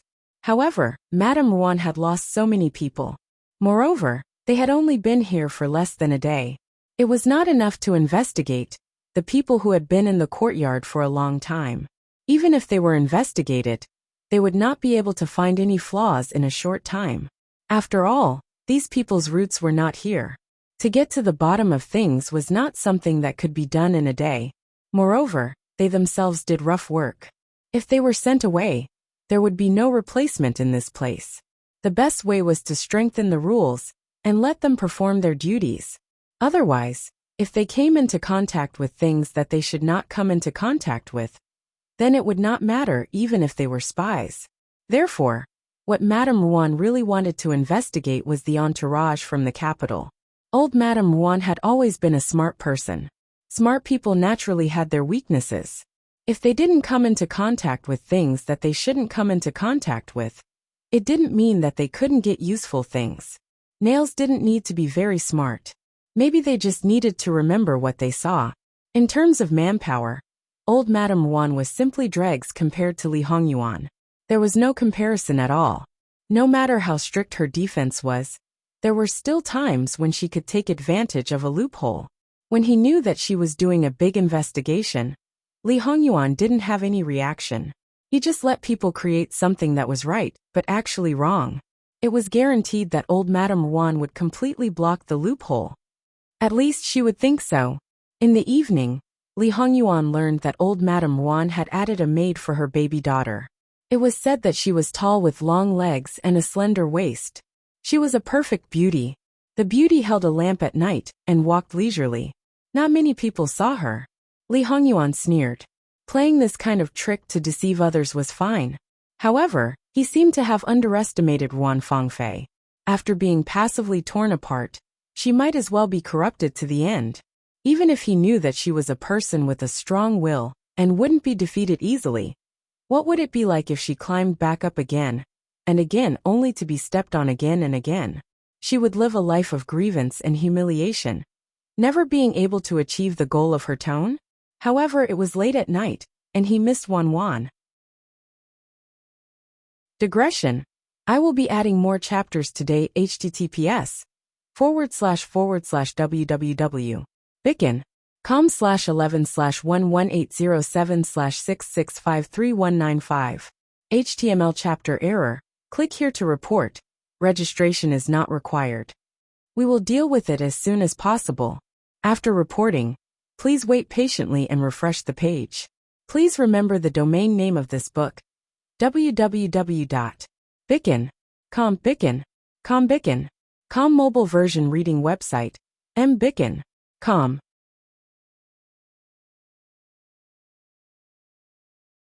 Chapter 189. Since she wanted to, he would go and have a look. This was not the first time he had attacked her at night. However, he intended to let her know of his existence tonight. Anyway, she was already his woman. Why should she hide? Someone was so self-righteous and shameless. He had never thought that as long as they were not married, everything would change.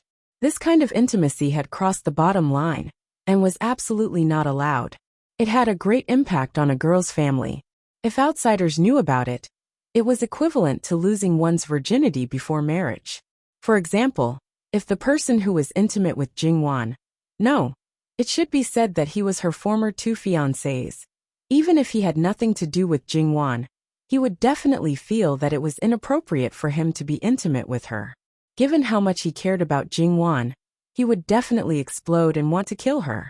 However, if this person was himself, his fiancée was equal to his wife. This was such a serious double standard. It was not the first time that he went to the Luo family. No, to the place where the third daughter of the Luo family lived in the middle of the night. It was a walk in the park for him. He was quite skilled in this business. He took the wind and climbed over the wall. Because Li Hongyuan didn't deliberately walk lightly, and every night, Bai Xiao and Hei Mei took turns to keep watch at night. Not to mention the conscientious Nanny Gong. She would check the room at least once every night. Therefore, when he just approached, he had already been discovered. Seeing that Nanny Gong was silent, Bai Xiao also kept silent. Nanny Gong lit a small lamp. The light was dim and hazy because of a certain someone's frequent night raids. Nanny Gong firmly put an end to her young lady's habit of sleeping without clothes. She didn't want her young lady to be completely naked the moment he appeared, without even doing anything. Even so, on a hot day, Jingwan was only wearing a close-fitting doo-doo and underwear. She lay on her side with her face facing the inside. Only a thin silk blanket covered her waist. Therefore, her arms, back, and feet were all exposed.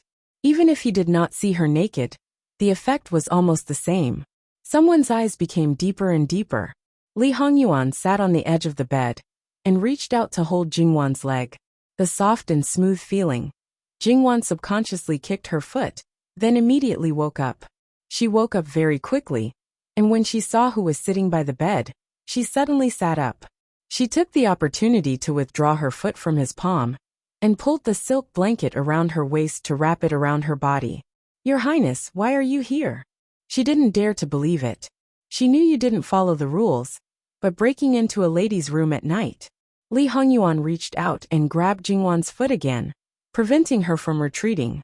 A lazy and charming smile appeared on his face. "Because I miss you so much that I can't sleep at night, so I came here."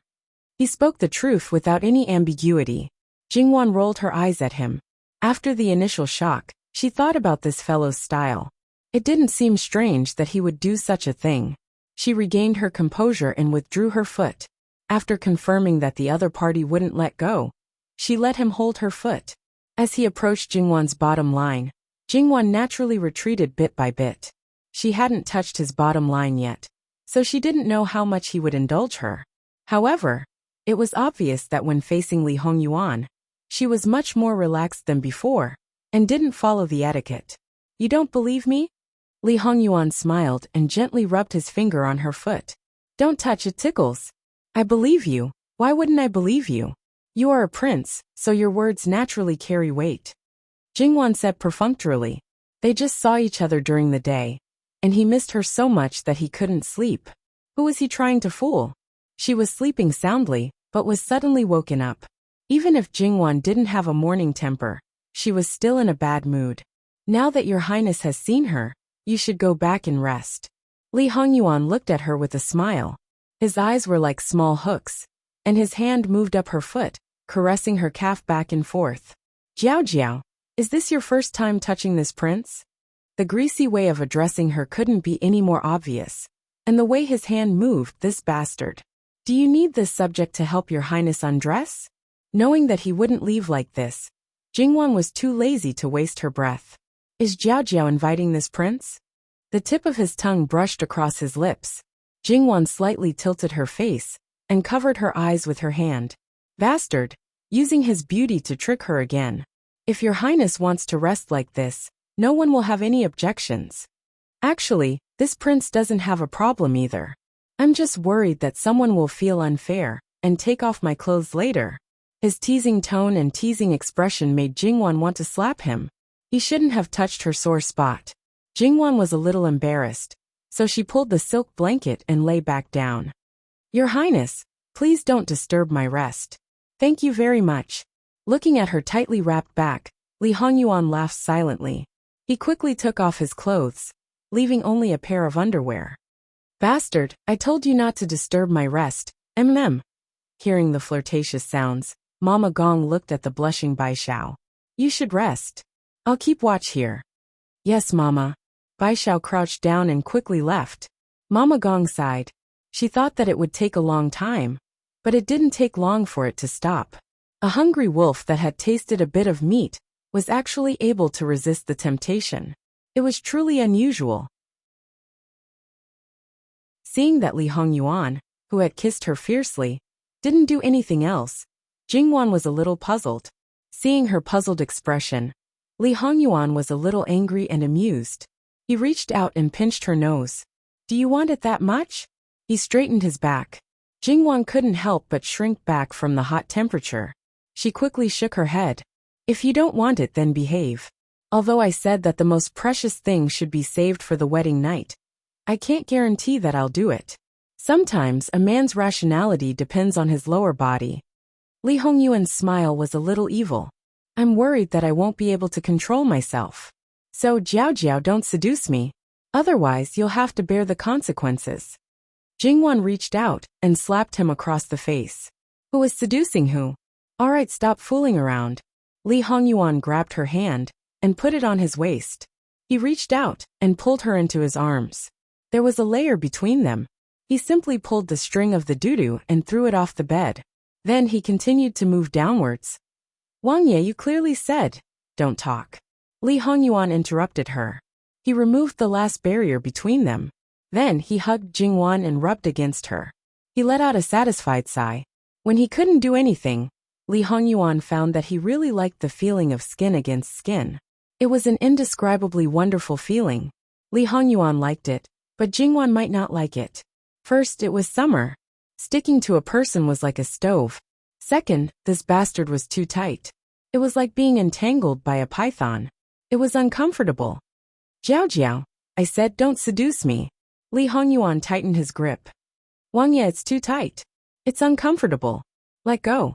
She didn't expect him to let go. She could only ask for the next best thing.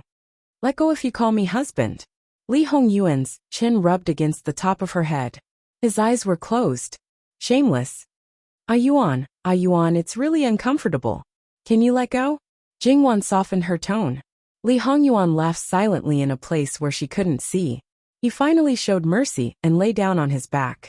He let her head rest on his shoulder and put her hand on his chest. His other hand pulled one of her legs over and put it on his lap. Her soft thigh just happened to touch an unspeakable place.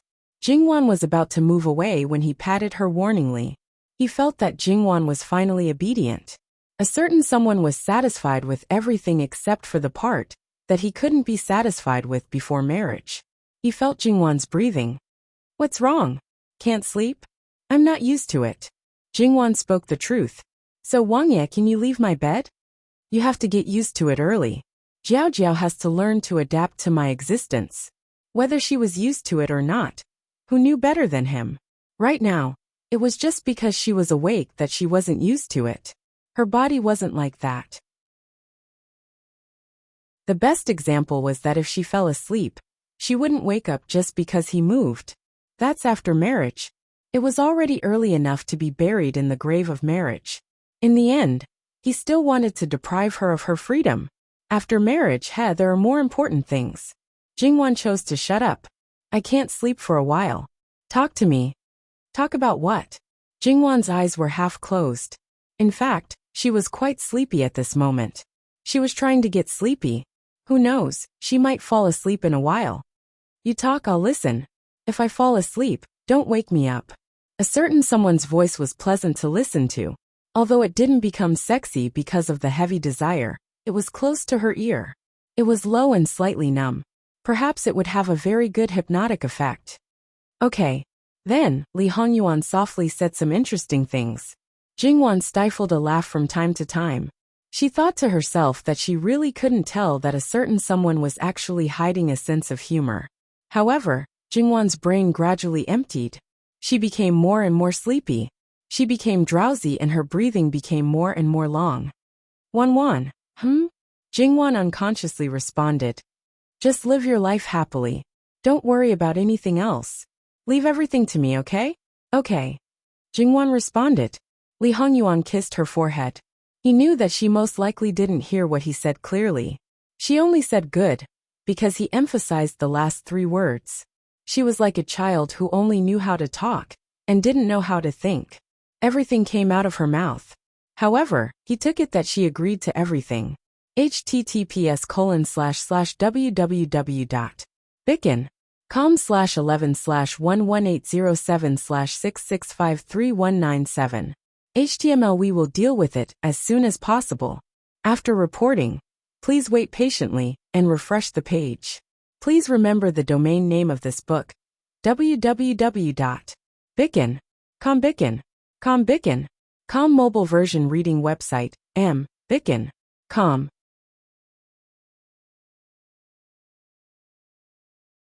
Chapter 190. Because there was no sound in the room, Nanny Gong entered the room and didn't put down the bed curtain. She saw the 2 naked people sleeping in each other's arms. She felt numb now. Because she couldn't stop it, she could only think in a positive way. But in the current situation, it seemed that she couldn't find anything good for her young lady. She was taken advantage of, and it might even damage her reputation.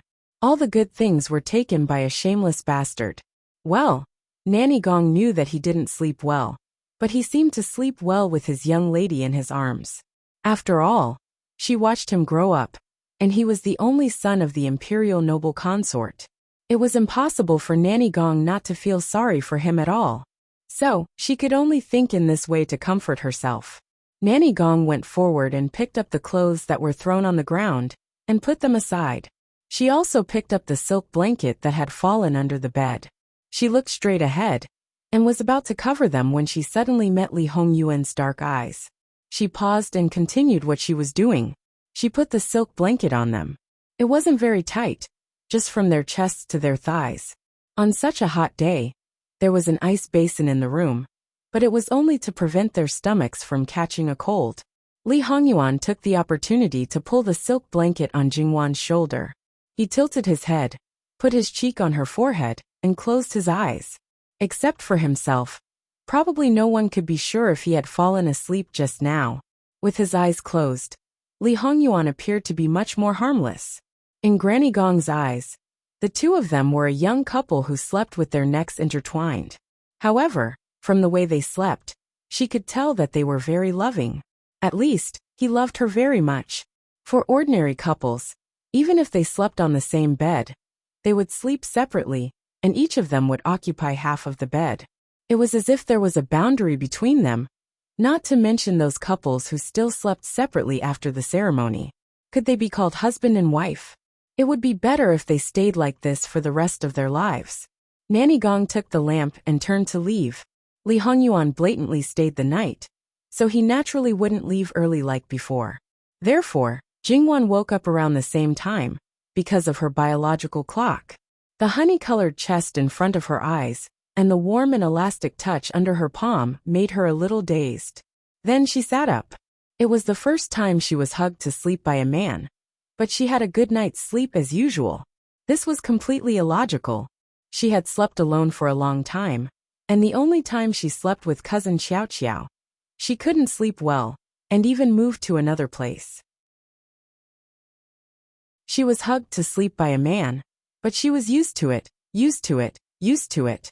With such a big movement, there was no reason for Li Hongyuan not to wake up. He half opened his eyes, and used the weak light to look at Jingwan's vexed and depressed expression. The silk blanket slid down to her waist, and the view in front of her chest was very good. But she didn't realize it. Her expression became dark, and the grumpiness she had when she woke up had long flown away.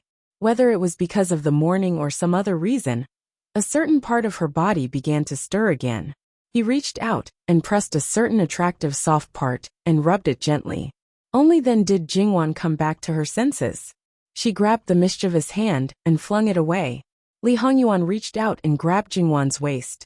He lifted his long leg and pressed Jingwan back. She let out a short and hurried scream, but before she could finish her sentence, it was completely sealed.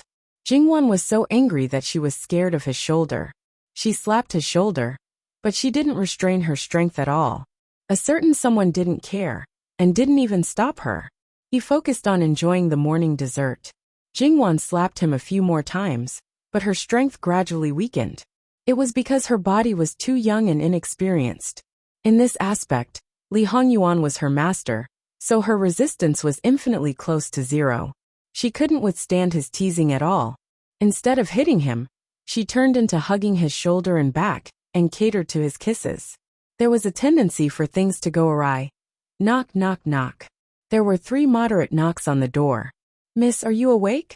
When Mama Gong saw the maidservant standing at the door with a cup of water, blushing and not daring to enter, she knew what was going on inside. It should be known that it was already early in the morning. It was really improper for them to be fooling around in a girl's boudoir in the Luo family. Even after marriage, no one would fool around in a girl's boudoir before marriage. Not to mention they were still engaged. They had already endured it at night. Now, if it was discovered by others and spread to the ears of master and madam, it would be terrible. The maidservants were apprehensive, but she didn't. She directly knocked on the door.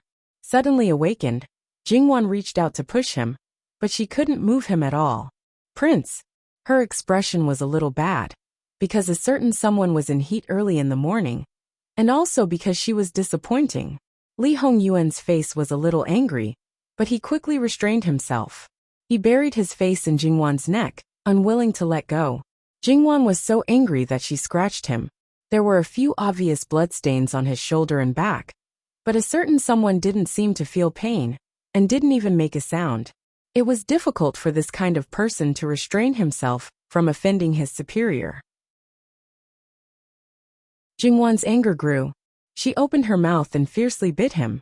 Although it was a fierce bite, it was really a merciless one. She even tasted blood. Li Hongyuan finally moved. He reached out to touch her head. Good darling, let go. If you continue to bite, I won't be able to hold back. He hinted at her by straightening his back. Jingwan's face was as black as the bottom of a pot. Was this guy a masochist? He was bitten like this, but he was still excited. Miss. The urging voice sounded again. Prince, move. Jingwan's voice was a little cold this time, without any intention of discussion. Li Hongyuan raised his head. Zhe, your temper is getting worse and worse. Jingwan sneered. Who are you blaming? Me. Li Hongyuan admitted it like a hoodlum. On one hand, he indulged her without any bottom line. On the other hand, he was viciously angering her. It was time for a clay figurine's temper to come out. However, a certain person felt quite accomplished. Why aren't you moving? Li Hongyuan was quite obedient this time. He hugged her and turned around, placing her outside. Jingwan quickly got up and wrapped herself in a silk blanket. Just as she was about to call him in, she suddenly paused and turned around. His body was in the golden ratio. His muscles were perfect and not bulky. His lines were smooth and beautiful. He also had a face that was off the charts. Lying on his side with one hand supporting his head, he really was not an ordinary seductive person. Jingwan pulled off the silk blanket and covered him from head to toe. Who are you showing off to? My maidservant is about to get married. Her hand that was about to lift the silk blanket paused. Why did these words sound a little sour? She smiled silently. Her movements were a little smaller, only exposing her head. Fine. I'll only show it to you, my darling. He was covered, but she was not. It was convenient for a certain someone to see her from head to toe, although the light was too weak to see clearly. In Jingwan's opinion, this feeling was 100 times more shameful than having skin to skin. She subconsciously crossed her arms over her chest. Li Hongyuan laughed sullenly. Is there anything on your body that I haven't seen before? Jingwan was so angry that she simply smashed the pot. I'm getting up. Mama, come in. In any case, the people around her had already seen her from head to toe countless times. Thinking about it, she had been served since she was young. It would be strange if she still felt ashamed in front of the people around her. However, after doing something even more shameful, Jingwan could not remain calm even if she tried to pretend to be calm. When she saw Mama Gong come in with a lamp, her eyes were a little shifty, and she did not dare to look at her. Mama Gong lit up the other lights in the room.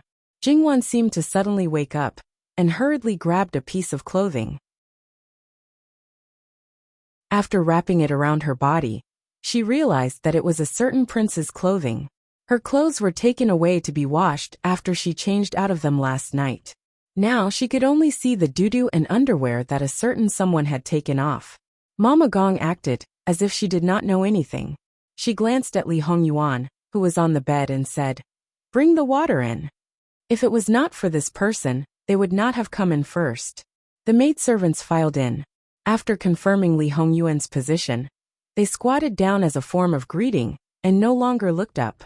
However, in the end, he was a big man and his presence was too strong. However, no matter what they thought, this was the master's business. It was not their turn to interfere. They only needed to control their eyes and not look around. They also needed to control their mouths and not talk nonsense. Jingwan went to the bathroom in the back and quickly changed her clothes. Only then did the awkwardness lessen. After coming out, she quickly freshened up and looked at Li Hongyuan, who was obediently covered with a silk blanket. Your Highness, do you want me to help you get up? It would be best if he did not. How could Li Hongyuan not see Jingwan's insincerity? I'll have to trouble you, Jingwan. After fetching water again, the others left. Jingwan took his clothes and prepared to put them on him. However, a certain someone did not appreciate it and said that he wanted to wash up first. Jingwan wanted to throw the clothes directly at his face. However, when she saw that his shoulder was obviously bruised and swollen, and there was also blood, it seemed that she had bitten him too hard. In the end, she endured it. However, so what if he had a good body? Could he show off as he pleased just because he had a good body? Jingwan first brought him water to rinse his mouth, then wrung a handkerchief for him to wash his face. From beginning to end, a certain someone was sitting there with a golden knife. A certain part of his body was really irritating to the eyes. He did not take the handkerchief she handed to him, and just slightly raised his head. When he did not take it, Jingwan also pretended that she did not understand his meaning, and persistently stretched out her hand. This prince is still a little sleepy and wants to go back to sleep. Jingwan reached out and covered his face with the handkerchief, wiping his face carelessly. Jingwan is really not gentle at all. Jingwan's mouth twitched into a fake smile. This subject's daughter has never served anyone before. Your Highness, please excuse me. Li Hongyuan looked very magnanimous, and did not want to argue with her. It's okay. Jingwan was born smart and quick-witted. She will probably learn after doing it a few times. Jingwan wanted to say that it was a skill she would learn after marriage. She did not want to learn it at all now. When she was putting on clothes, it was not very smooth. Since she was young, the people who served her were too conscientious. She basically never wore clothes herself. When she put on clothes for herself, she could not do it perfectly. Moreover, a certain someone was not very cooperative, and kept moving his hands and feet. Even after half a day, he was still loose and looked particularly seductive. However, Jingwan was not in the mood to appreciate beauty. After this torment, she was already sweating all over before she even started her morning exercise. Fortunately, a certain someone knew his limits. When he saw that Jingwan was really going to be provoked, he took over, and was very nimble. He was done properly in less than half a minute. You have this kind of hand speed, but you insist on letting her, this handicapped hand, do it. Is there any meaning in it? However, she was not someone who knew how to wear clothes herself. As a dignified Qinhuang, the people who served him should be more careful and meticulous. Not only was it surprising that she was so good at self-reliance, it was also very strange. Li Hongyuan put on his shoes and stood up. He reached out to pinch Jingwan's chin and smiled. It doesn't matter if you don't know how to. In the future, this prince can also serve the princess consort. As he spoke, he leaned over and kissed the corner of her mouth. Jingwan directly rolled her eyes at him. Your Highness should stay to serve others. This subject's daughter can't bear it. Li Hongyuan narrowed his eyes. Jingwan's words made him a little angry. He reached out to grab Jingwan's waist, and pulled her into his arms. You are this prince's wife. If you can't bear it, then who else in this world can? Jingwan, the only person who can be on equal footing with this prince is you, understand? On equal footing? These 4 words made Jingwan more than a little surprised. In this secular world where imperial power was supreme and men were superior to women, even the wife of the first wife did not have the qualifications to be on equal footing with her husband. Otherwise, why would there be the saying that the husband was the sky? Even the empress, who was the mother of the world, had the same temperament. In Jingwan's opinion, a person like Li Hongyuan did not care about women at all. But he actually said such words. Jingwan even suspected that he had been seen through by someone. Wife, no matter what, many thanks to your highness. How could Li Hongyuan not understand Jingwan's meaning? She thought that he only respected his wife. It was the same for anyone who sat in this position. She never knew. It's not your wife, it's you. Only you can sit in this position. Do you understand? Only you, Luo Jingwan, the one and only, the most complete you. Jingwan was taken aback. Was what he meant by what she had understood? But was it possible? He had so many fiancés. At that time, she had no interaction with him at all. But when she looked at Li Hongyuan, her heart couldn't help but beat faster. Sure enough, everyone liked to hear these words of love. Even she was no exception. Jingwan always said that she should guard her heart and not beat for any man. But she didn't know that if she could control her heart, then it wouldn't be called love. After a long while, Jingwan forced out a smile. Is that so? Many thanks to your highness for your love. She didn't know how stiff and forced her smile was. Li Hongyuan suddenly felt a little discouraged. This girl still didn't believe him. She just didn't understand. Sometimes, he even had the impulse to tell her everything. But in the end, he cooled down this idea. One had never been easily moved by sweet words. If he told her about those unknown feelings, she might think that he deliberately made it up. And even if she believed it, it had no direct connection to whether she was moved or not. It might even backfire. Not everyone could be used to others forcibly occupying their life. And Wan might even think that the person he liked was the person in her memory, and it had nothing to do with her. After all, she didn't know anything. Wan's nature was open-minded, but when it came to the relationship between a man and a woman, anyone could be stubborn. At that time, the only one who would be distressed would be herself. In any case, whether she knew about his past or not, he still had to take step by step to win her heart. He had to use practical actions to tell her that he loved her from the beginning to the end. Then, when the time was right, he would tell her everything about his past. Naturally, when the conditions were right, success would follow naturally, and Wan would be closer to his heart. When it came to Jingwan, he always remembered one thing. No matter how much he said, it was better to do it. Forget it. You'll know in the future. Li Hongyuan gently rubbed her neck and kissed her forehead. Jingwan felt his frustration and powerlessness, as if she had failed to live up to his feelings. If there was no relationship between them, Jingwan might not have done anything. But they were engaged, and soon, they would become the closest people. One's glory, one's loss, one's loss. So this made her feel a little helpless. She couldn't tell right now. Was he doting on her? As a substitute? Or a change of heart? Or was it true love? No matter how mature Jingwan's temperament was, no matter how rational she was, and no matter how much psychological preparation she did, it couldn't change the fact that she was a blank slate when it came to love. She was not good at dealing with this kind of thing. Li Hongyuan looked at her small appearance, and his mood improved a lot. This girl was actually soft-hearted. She was amenable to coaxing, but not coercion. She valued friendship and righteousness. She would never accept other people's kindness for no reason. Once she accepted it, she would always try her best to return it. This was also good. Although her heart was a little heavy and difficult to conquer, it did not mean that it was impossible to conquer it.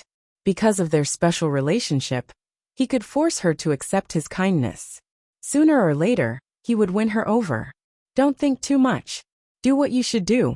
Just do what you want. Do what I want.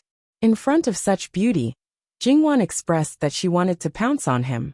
Hence, she unceremoniously hooked her arms around Li Hongyuan's neck and kissed him fiercely. Before Li Hongyuan could turn the tables on her, she broke free from his grasp and ran away. Li Hongyuan touched his lips. Wan, are you comforting me? He suddenly smiled.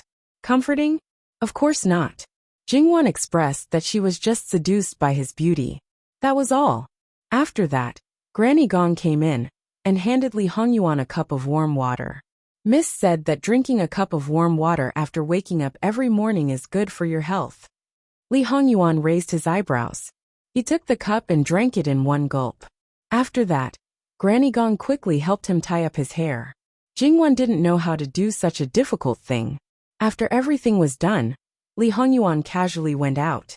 However, Granny Gong, who stayed in the room to tidy up the bed, found some bloodstains.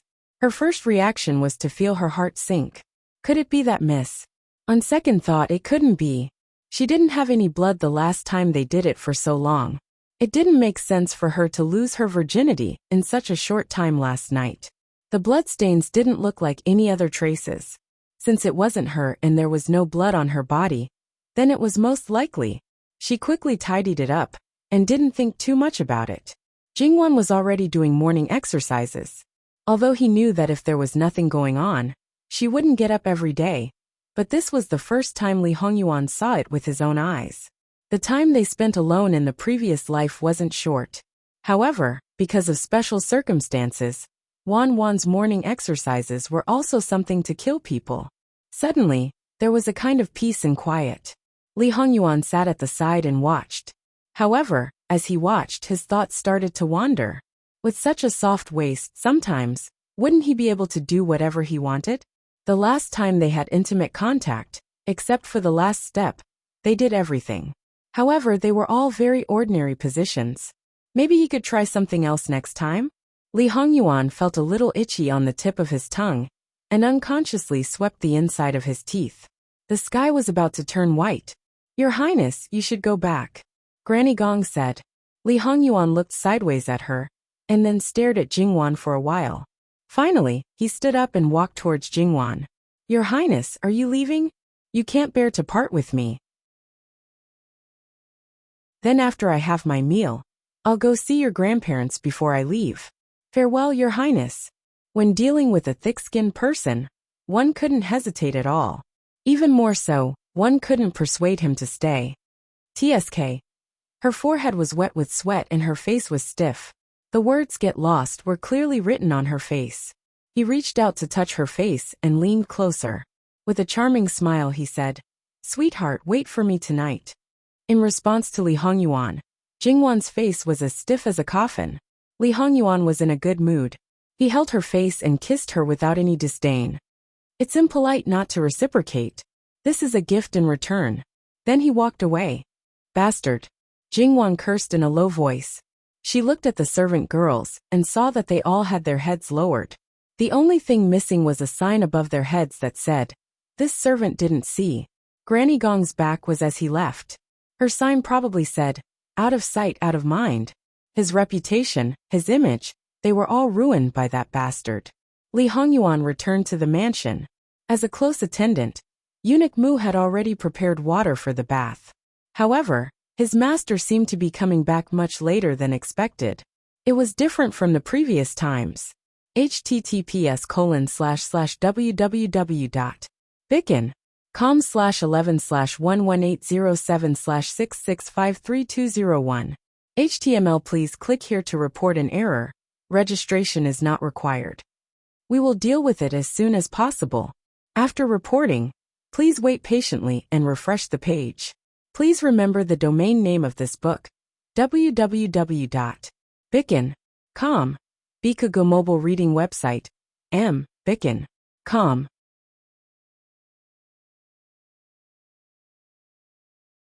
Chapter 191.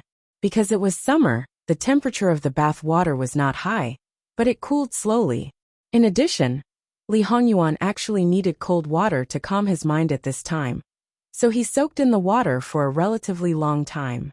When Li Hongyuan climbed out of the water and cleaned up, it was already 2 hours later. Breakfast was served. Li Hongyuan did not ask anyone to serve him food. He ate slowly while drinking wine. That's right, breakfast with wine was so crazy. However, according to the attitude of the people around him, this was definitely not the first time. However, looking at his appearance, he should be thinking about something. No one dared to disturb him. He was silent, as if he was invisible. If he could not move, he would resolutely not move a step. Li Hongyuan put down his chopsticks. It was already half an hour. Finally, he looked at the extra person, who did not belong to him, as if he was doing charity. The other party was also quite perceptive. When he met Li Hongyuan's gaze, he immediately greeted him, and then explained the purpose of his visit. To put it bluntly, it was that imperial concubine Su missed her son. But this son was disobedient, and did not live in the palace. She had no choice but to send people out to look for him. It was also a heart of love for his son. He could not give face to his father, but he still had to give face to his mother. Li Hongyuan led the people into the palace. The summer palace was built on the side of the mountain. The higher it was, the cooler it was. Undoubtedly, Emperor Licheng's bedroom and the main hall of the summer palace were located at the top of the mountain. In contrast, the more favored one was, the higher the position of the courtyard. Whether it was imperial concubine Su or Li Hongyuan, they were both on the second level. However, facing the main hall at the top of the mountain was a vast and long stone staircase. The staircase was on both sides, and in the middle were various forms of lifelike dragon reliefs. From the foot of the mountain to the top, this huge project was even more painstaking than the reliefs in the palace. However, although it was grand, it was difficult to climb up step by step. Out of 10 people, 8 of them would probably be panting with their hands on their knees. Fortunately, there was no crazy government decree that prohibited people from riding on palanquins, or horses, in order to show respect to the imperial power. Of course, this wasn't the only way up the mountain. Ordinary people weren't qualified to take this path. Li Hongyuan rode on his horse with an indifferent expression. If one looked closely, they would find that he was actually somewhat happy. Apart from the grand main road, the rest of the palace was also meticulously built. Every flower, every tree, every building, and every pavilion would leave one racking their brains. Take noble consort Su's courtyard for example. Although it wasn't as grand and luxurious as her palace in the imperial palace, and occupied a much smaller area, it was still ingenious and had its own unique flavor. The most distinctive feature of the temporary imperial residence was the continuous rise and fall of mountains as far as the eye could see. It looked magnificent. However, not everyone had the fortune to see this kind of scenery. At the very least, one had to have enough status and dignity to be able to see it. When Li Hongyuan saw noble consort Su, Lu Qingdi, Prince Rui, and Princess Minxiang were all present. His parents and 2 biological children were present. This was probably a happy and harmonious family. Not to mention now, even if Li Hongyuan went back 10 years, he wouldn't feel anything about this scene. Of course, at that time, he would already be an old thing in a tender shell. If he was really 10 years old, he might feel sad. Or perhaps he wouldn't feel anything. After all, noble consort Su treated him as her biological son, and had never neglected him. However, that time was too long ago for him. How could he still remember such insignificant things? Before he got close, noble consort Su had already seen him, and hurriedly waved at him. She was brimming with joy and the gentleness of a loving mother. It was as if with the appearance of this son, the 2 children that crawled out of her womb could be cast aside. Princess Minxiang, who was originally smiling happily, immediately froze.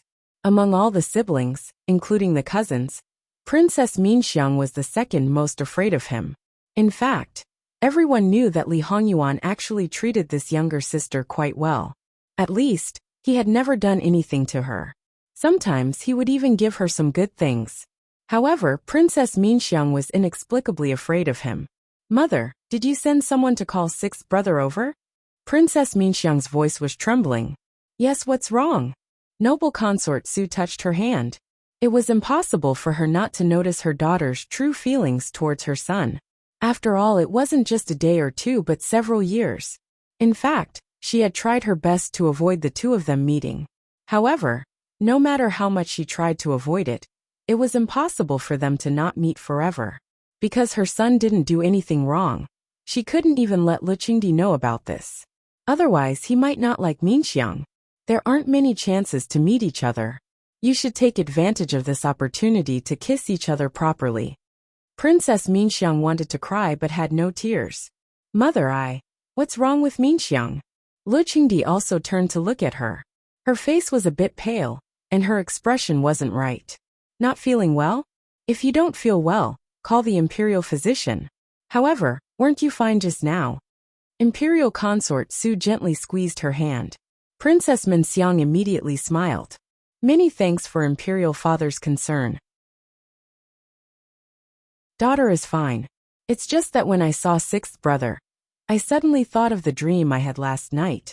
In the dream 6th brother scared me. Since that's the case, then imperial father will teach him a lesson for you. Let him scare people even in his dream." "No way. Dreams are all fake. 6th brother treats daughter the best.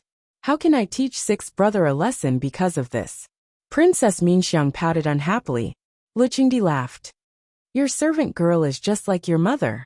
You only know how to protect him." Although he said that, Lu Qingdi was happy from the bottom of his heart. That evil creature's temper was too bad. His siblings weren't close to him. As his father, he still hoped that he could have a pure blood relationship with him. Princess Minxiang also covered her mouth and smiled. Only noble consort Su, who was holding her hand, knew that her palm was already sweaty. Could Princess Minxiang clearly express her dislike for this 6th imperial brother? Of course she could. She could stay far away from him, just like the other siblings.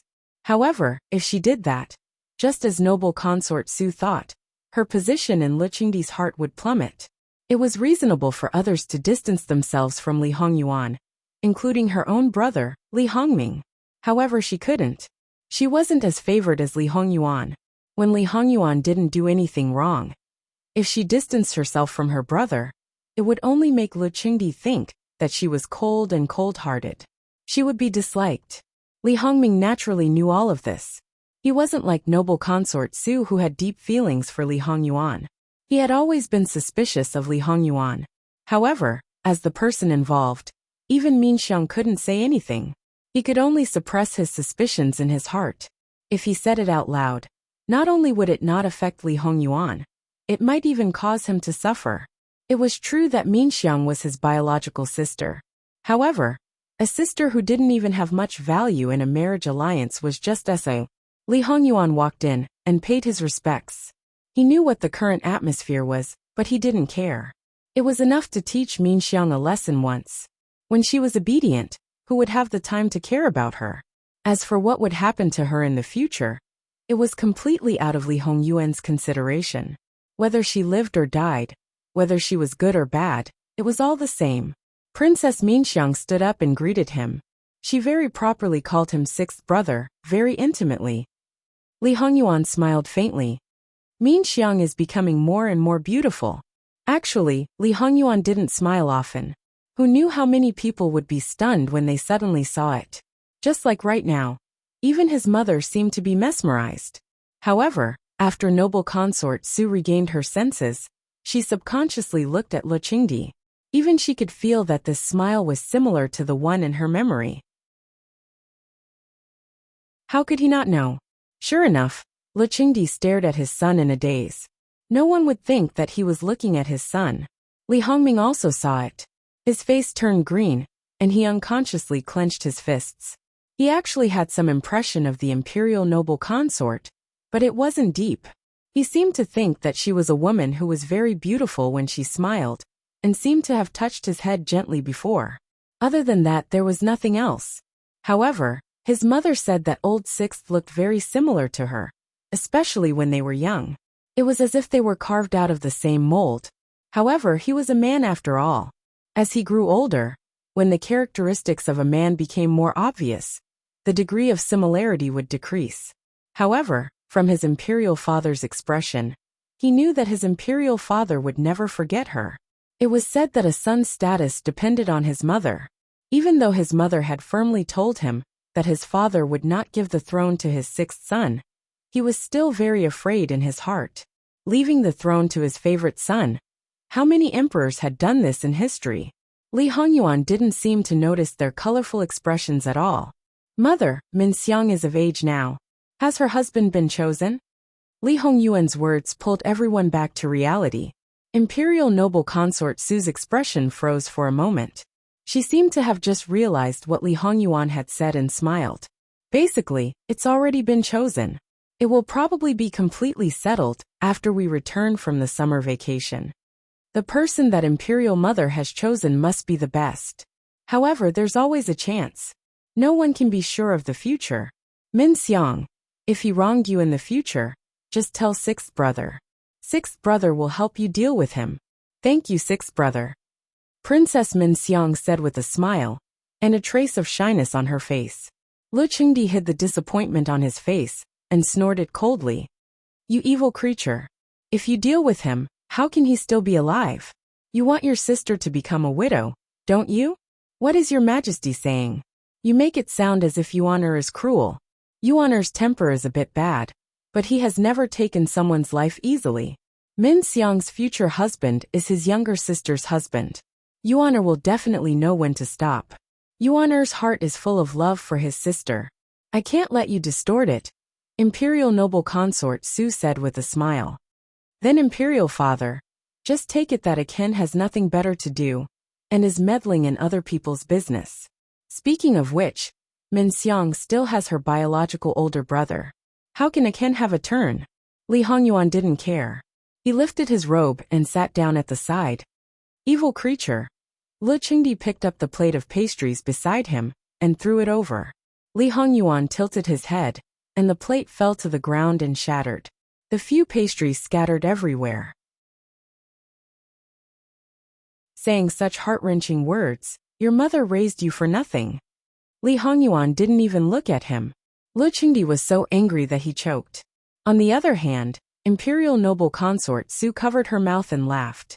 My beloved consort, you can still laugh after raising such an ingrate? If it were me, I would definitely want to beat him to death.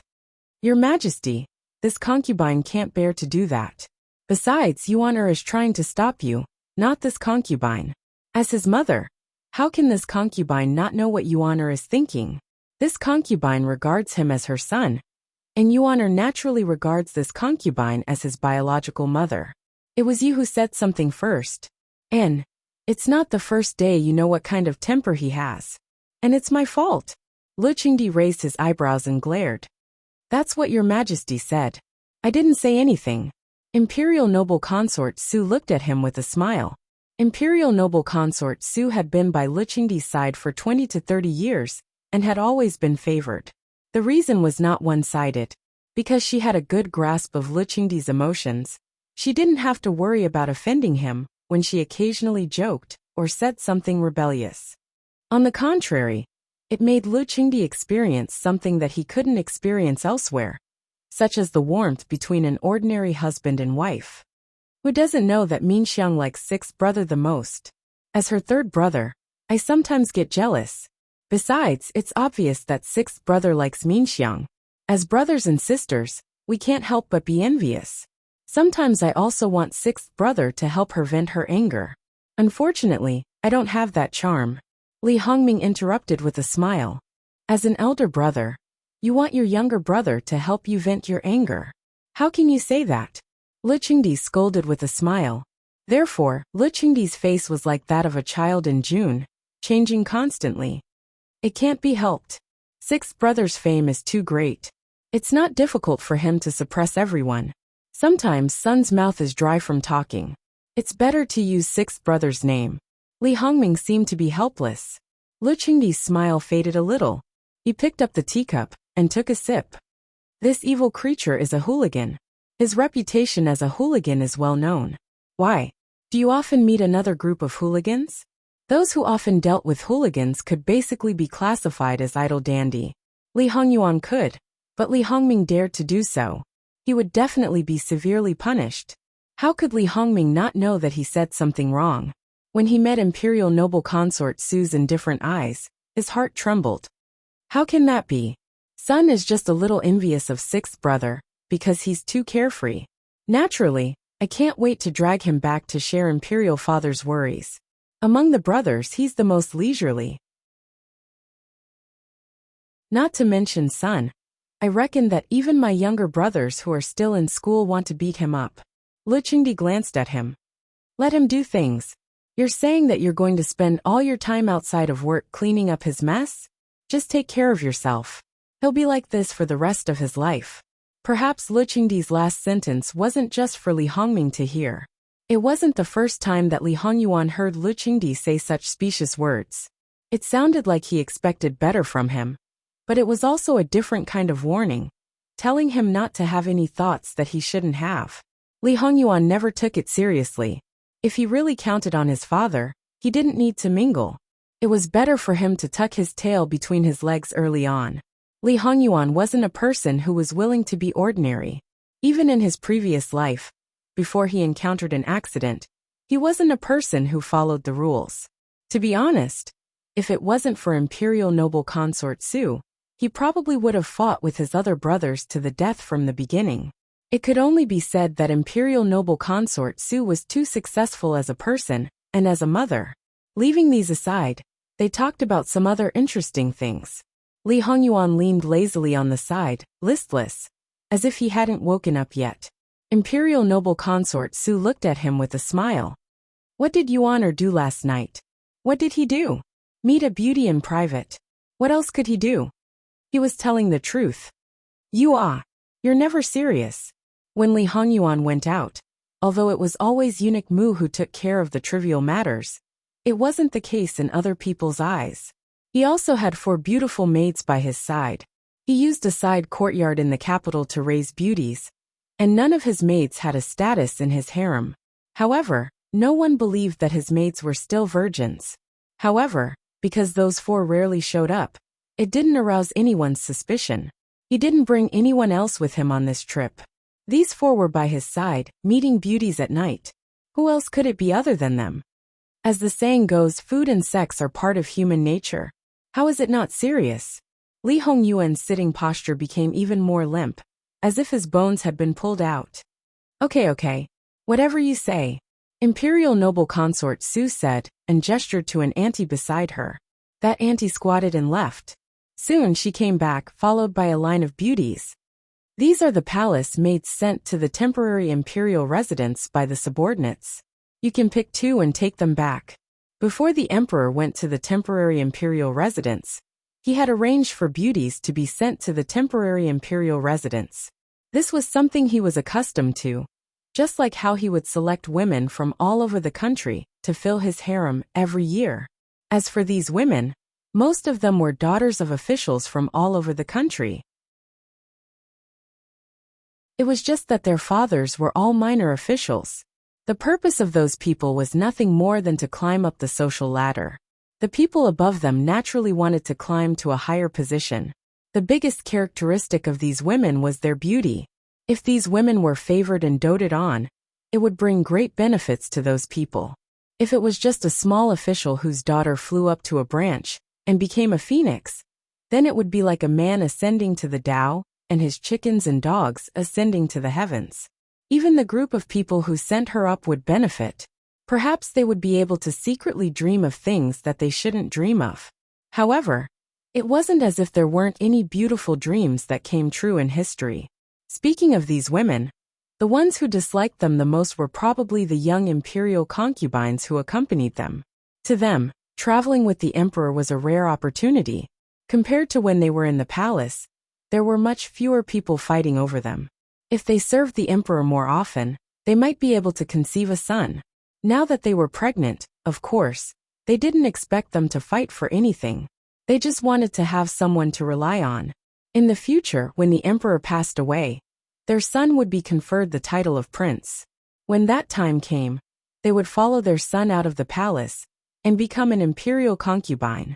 For those who had served the emperor before, it was probably the best way out.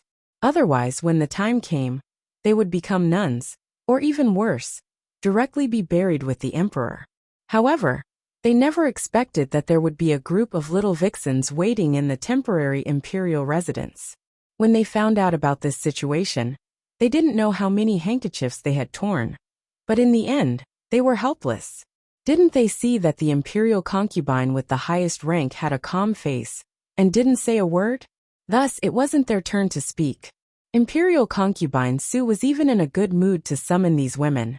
They all thought that she wanted to make the first move to gain the upper hand and choose them to strengthen her favor. Hee, now they finally knew her intention. It turned out that she chose them for her son. Looking at Lu Chengdi's indifferent expression, perhaps he had known about it long ago. Or perhaps he wasn't so passionate about beauties now. So he was like this. There were a total of 8 women. Some were dressed elegantly, some were beautiful, some were gentle, and some were playful. In short, each had their own merits. Li Hongyuan looked at them indifferently.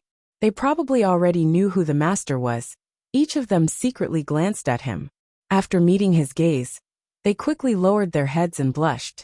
Even if they were familiar with Li Hongyuan's virtue, many people still fell for him, not to mention these people who didn't know at all.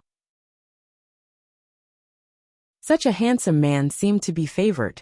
Wouldn't it be better to follow such a person than to follow the emperor? Although the emperor didn't look too old, he couldn't be compared to his son's strong body. In short, these 8 women were completely bewitched by Li Hongyuan without understanding the situation. They forgot their original purpose and the expectations of the people who sent them in. As a result, there were 2 or 3 bold women. Some were shy, some were natural and unrestrained, and some were smiling sweetly. They looked at Li Hongyuan, intentionally or unintentionally, in an attempt to attract his attention.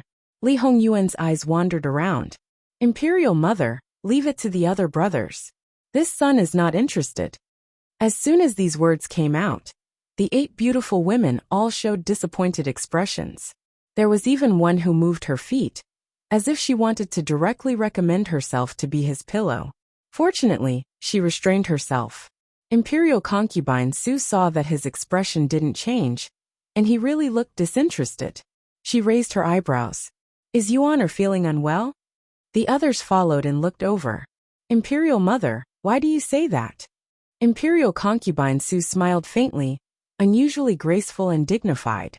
It's just that there has been no one by Yuan's side for a long time. Li Hongyuan restrained some of his laziness and looked at Imperial concubine Su with some surprise in his eyes. Imperial mother is thinking too much. Imperial concubine Su coughed lightly. In fact, she was also a little embarrassed.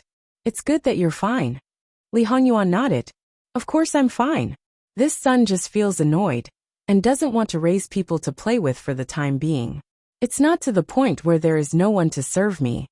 In that case, just casually pick two to serve me tea. As servant girls, they didn't need to be pampered.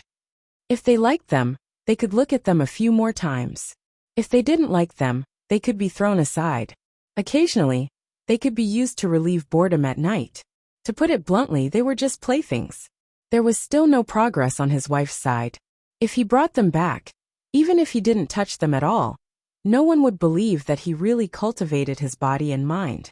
When would he be able to wash off the dirty water on his body? Therefore, he definitely couldn't accept them. This time, he seemed to be carefully sizing them up. They're too ugly. Don't. Digression, it's the end of the month again. Little angels, it's time to clear out the tickets. Review tickets, monthly tickets, and so on. Hurry up and vote. If they expire, they will be invalid. So don't be careless and throw them all to Yuan or Wan. https://www.bicken.com/11/11807/6653203. HTML. Please click here to report an error. Registration is not required. We will deal with it as soon as possible. After reporting, please wait patiently and refresh the page. Please remember the domain name of this book, www.bicken.com. Bicken.com mobile edition reading website, Bicken.com.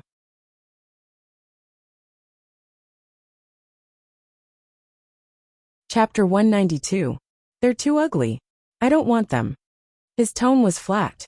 He retracted his gaze and leaned back lazily. Not to mention that the smiles of the 8 beauties froze on their faces. The expressions of the other people present also cracked a little. Everyone knew that these women were only palace maids in name. Whether they could really only be palace maids or not, they could only be palace maids in the end. In essence, they were just bed warmers. Even if it was not the emperor, it was still a noble prince. Naturally, they were all carefully selected. Otherwise, if they failed to win the emperor's favor, they would be accused of being disrespectful. In terms of color, they might be more outstanding than a regular talent show. After all, this was Qi Yuan casting a net from top to bottom. The scope was much wider than a talent show. How could they be ugly? I think they are all very beautiful. How are they ugly? Since father thinks they are beautiful, then take them all. Li Hongyuan said lightly. Bastard, the people your mother chose for you are simply. Because mother prepared them for me, father. You have some scruples. Originally, you still wanted to take them all. This time, Lu Qingdi directly picked up a cup and smashed it. The person who was smashed didn't blush, but the others were scared half to death, especially those who saw this scene for the first time. As the saying went, when the emperor was angry, although the current situation was not to the point of millions of corpses, it was still absolutely frightening.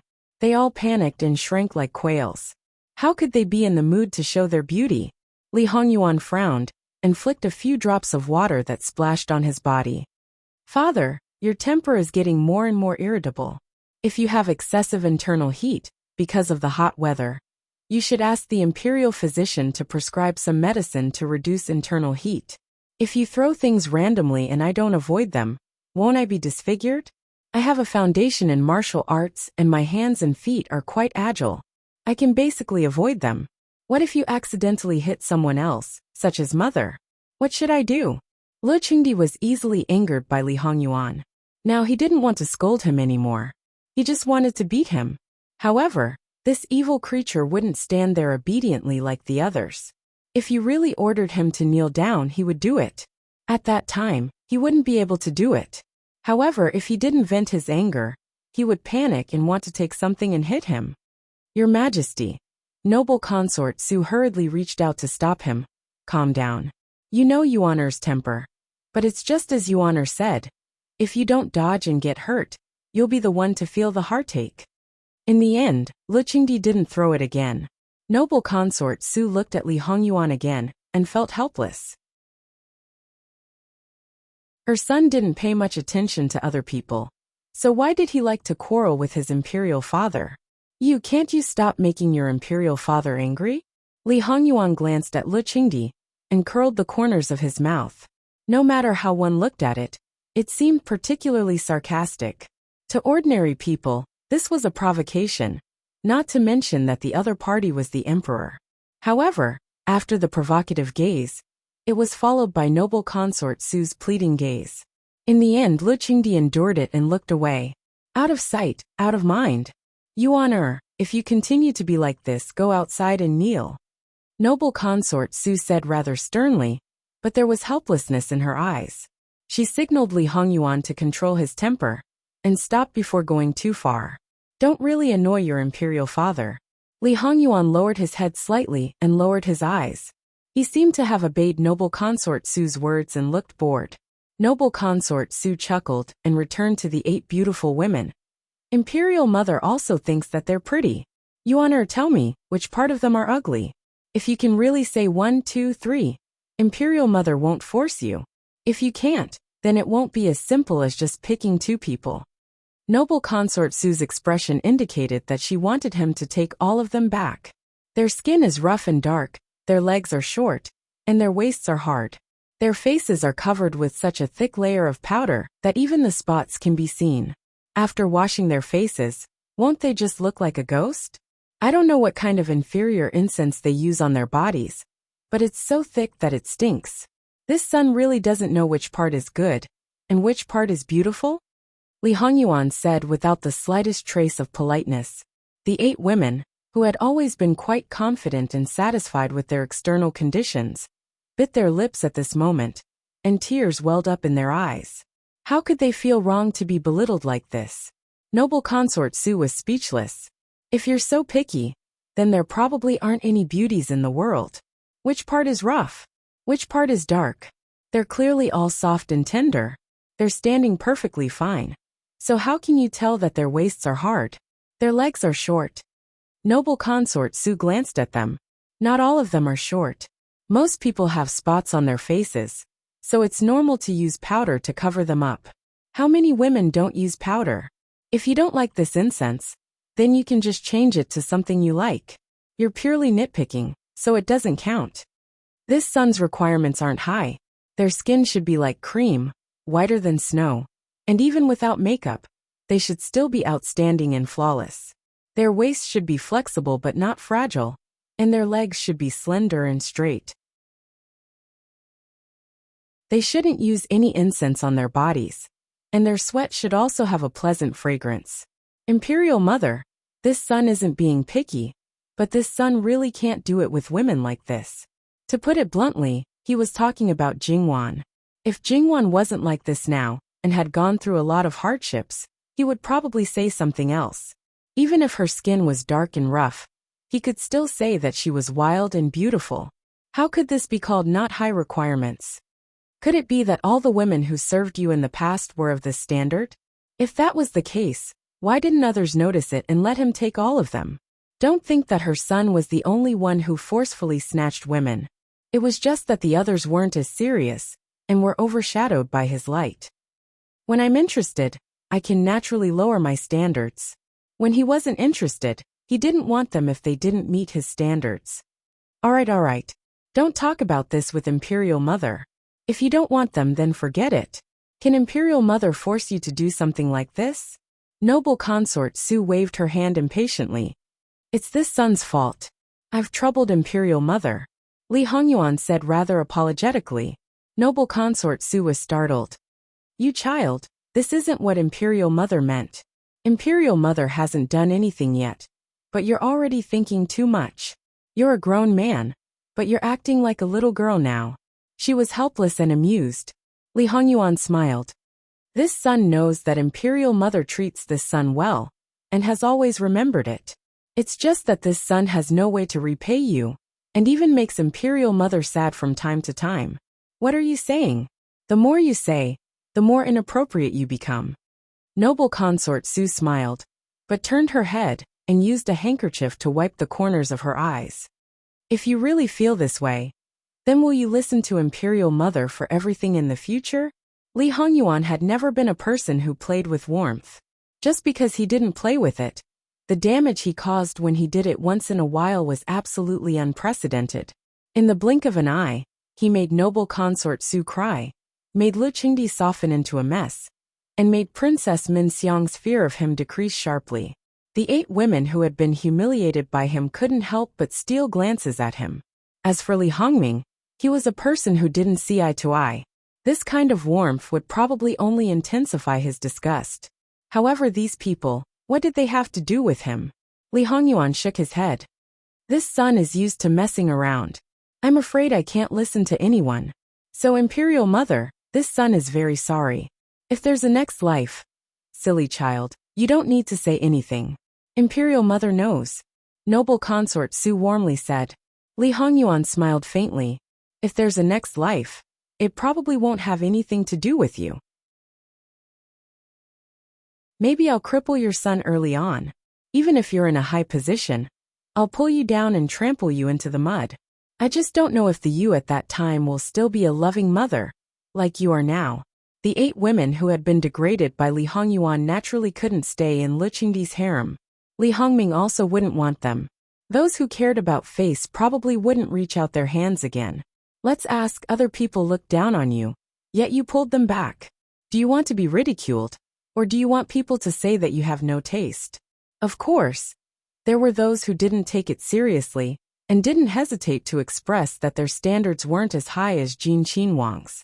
After the 8 women were taken away, they couldn't hold it in anymore and cried their hearts out. Where was the arrogance and complacency that they had when they were first selected by noble consort Su? Because they climbed high, they fell miserably. Although they were only 1 step higher than the others, it was enough to make the other women double the mockery. Who told you to be high and mighty, flaunting your prowess? Who told you to humiliate me? That was double the hatred. If you don't take revenge now, when will you? This joke was naturally quickly known by others. Everyone's reactions were different. Although the final result made many people satisfied, after all, the remaining women probably wouldn't be easily provoked. But it also made many people feel that it was really worthy of Su Shi's unfailing favor. They thought that she was used to consolidate favor. But in the end, she was chosen for her son. According to Lu Qingdi's favor towards Jin Qinhuang, Lu Qingdi naturally wouldn't object to choosing people for him. Perhaps he would be very happy. Noble consort Su let Jin Qinhuang stir up the situation again. So basically, it was the same as overturning a boat with a pole. This woman really wasn't sinister and treacherous. She effortlessly dealt with the potential enemy. On the other hand, Qin Shufei only smiled faintly after hearing this. She said softly, "Everyone says that he is the most unrestrained and unrestrained.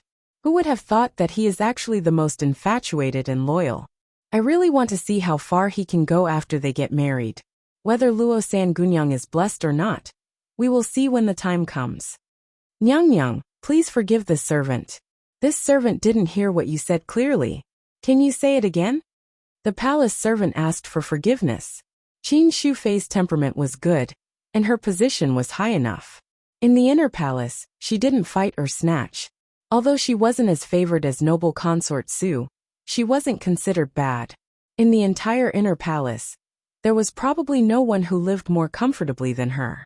Because of this, the people who served her were more relaxed than other places, and were slightly more daring. If it was another person, they wouldn't dare to say such words. Qin Shufei waved her hand. "It's nothing. Ben Gong was just talking to herself." "That's right, go invite Princess Gong Qin over." In any case, she was her niece. She should warn her a few more times, and not be incited by others to do things that she shouldn't do. Originally, she didn't need to do this kind of thing. However, that elder brother of hers had a violent temper, and refused to speak properly.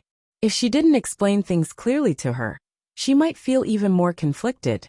After a long time, if other people whispered into her ear, and she did something irreversible, it would be even more troublesome. Yes, Nyang Nyang. Li Hongyuan stayed for half a day and ate lunch with noble consort Su and the others. He didn't leave the temporary imperial residence and strolled back to his own courtyard. On the way, he met other brothers who looked at him with a bit of hidden bitterness. Li Hongyuan was naturally clear about the inner workings, but these things had nothing to do with him. If they really had such thoughts, how could they shrink back just because of a few words from him? In the end, they didn't want face and wanted to leave a good impression with their father. Since that was the case, what was the point of being tainted by beauties? You had to give up something to gain something. It was impossible to not give up anything and still want to get everything. Li Hongyuan had 4 maidservants. 2 were left in the temporary imperial residence, and 2 were left outside. At this time, Li Hongyuan looked at the maidservants standing in front of him with lowered eyebrows. To be honest, they could be considered first-class beauties and weren't inferior to the previous 8. In the past, as long as they did their jobs well, Li Hongyuan couldn't be bothered to look at them. But now noble consort Su hadn't sent anyone to him for several years. He hadn't taken care of anyone for only a few months. But she had already started to care about her son. Of course, if he refused, she wouldn't force him. However, the 4 maidservants by his side were all virgins. It was said that some people's eyes were very sharp. If this continued, sooner or later, clues would be found out.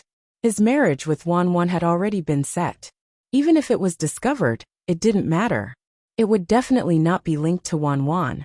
At most, it would be another round of wild guesses. For example, he was actually impotent. As long as these words didn't come from his wife's mouth, who would like to say it? However, it was still troublesome. If her fiancé was impotent, as his fiancée, she would definitely be involved in the rumors and be pointed at by others. Just thinking about it made him feel uncomfortable. Also, his so-called parents would probably be so worried that their hair would turn white. Even if they lost all their hair, it would have nothing to do with him. However, he was afraid that his ears would grow calluses. Therefore, it was better for these 4 maidservants to lose their virginity. Find yourself a man and consummate your marriage tonight. After the princess consort marries into the family, we will hold the wedding. Their master had always been too lazy to talk to them. Although they didn't know as much as the personal bodyguards and shadow guards, they were very clear that the Luo family's 3rd young lady had an extraordinary position in their master's heart. Originally, when they were suddenly called over, they were uneasy. Did they do something wrong to make their master unhappy? For them, there was nothing more frightening than this. Their master's temper was indeed bad. But in fact, as long as they did their jobs well, their days were the most leisurely and relaxed. Because from the beginning, they had already given up the idea of climbing into the bed. They didn't need to compete for favor. Everyone was the same. So naturally, they could get along with each other in harmony. There was no scheming against each other. And their monthly salary was also high. In the entire capital, there was probably no other maidservant who could compare to them. Losing this job was the last thing they wanted. However, what did their master say? Find someone to consummate their marriage? Did they hear wrongly? Why, is there a problem? Both of them trembled and replied without thinking, replying to master, there is no problem. In that case, you may leave. After the 2 of them left and returned to their rooms, they couldn't help but look at each other. What did he mean by no problem? There was a big problem. She wanted a girl to find a man for herself. And she even had to consummate the marriage tonight. She couldn't play with them like this. If master wanted to marry them off, he could have just pointed to someone. Obeying master's orders was a matter of course. And it was more than awkward.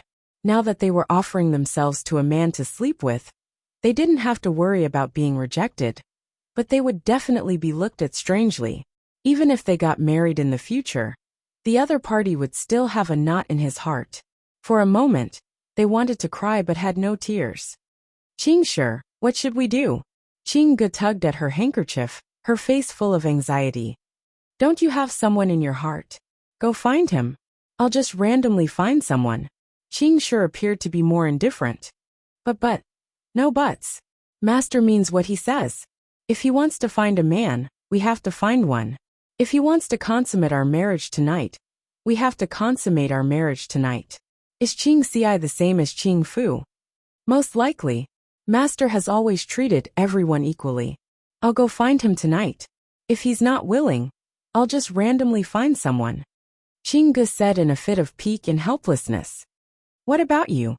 Do you have someone in mind? Qing Shi smiled faintly and didn't say anything. As for Eunuch Mu, who was basically always at the side, he also didn't know what to say. Sure enough, his master was a scourge. Not only did he harm outsiders, but he also harmed his own people. In any case, those beautiful servant girls also served him.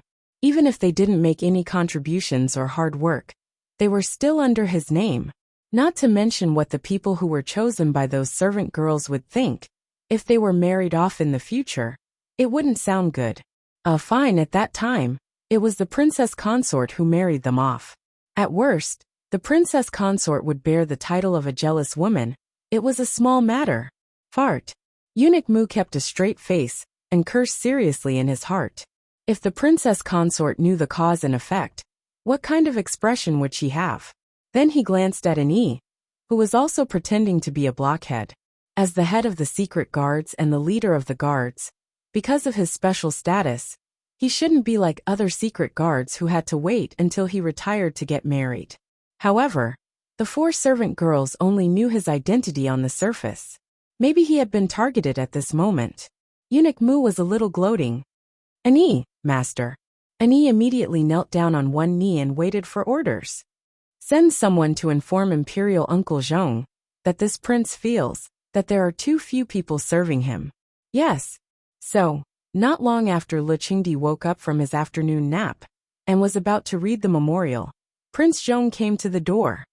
Brother, I heard that there are 8 beauties, but nephew Hongyuan dislikes them very much. He dislikes them, but I don't dislike them. Give them all to me. It happens that I didn't bring many servants with me this time. Le Qingdi looked at him for a moment. This younger brother was also a person who didn't abstain from meat and vegetables. He didn't do his job all day long. If the upper beam was not straight, the lower beam would be crooked. Even his sons were a group of bastards. However, he owed him after all. He knew what he was doing and didn't commit any major crimes. At most, it was just some trifles that attracted cats and dogs. It didn't matter if he raised him for a lifetime. Even if he died and his son ascended the throne, he was still an elder who didn't participate in the party struggle.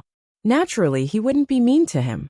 As for his children and grandchildren after his death, he couldn't care so much. Go to the imperial consort. Take it easy on yourself. Don't hurt yourself. Prince Zhong laughed carelessly. Brother, don't worry. I know.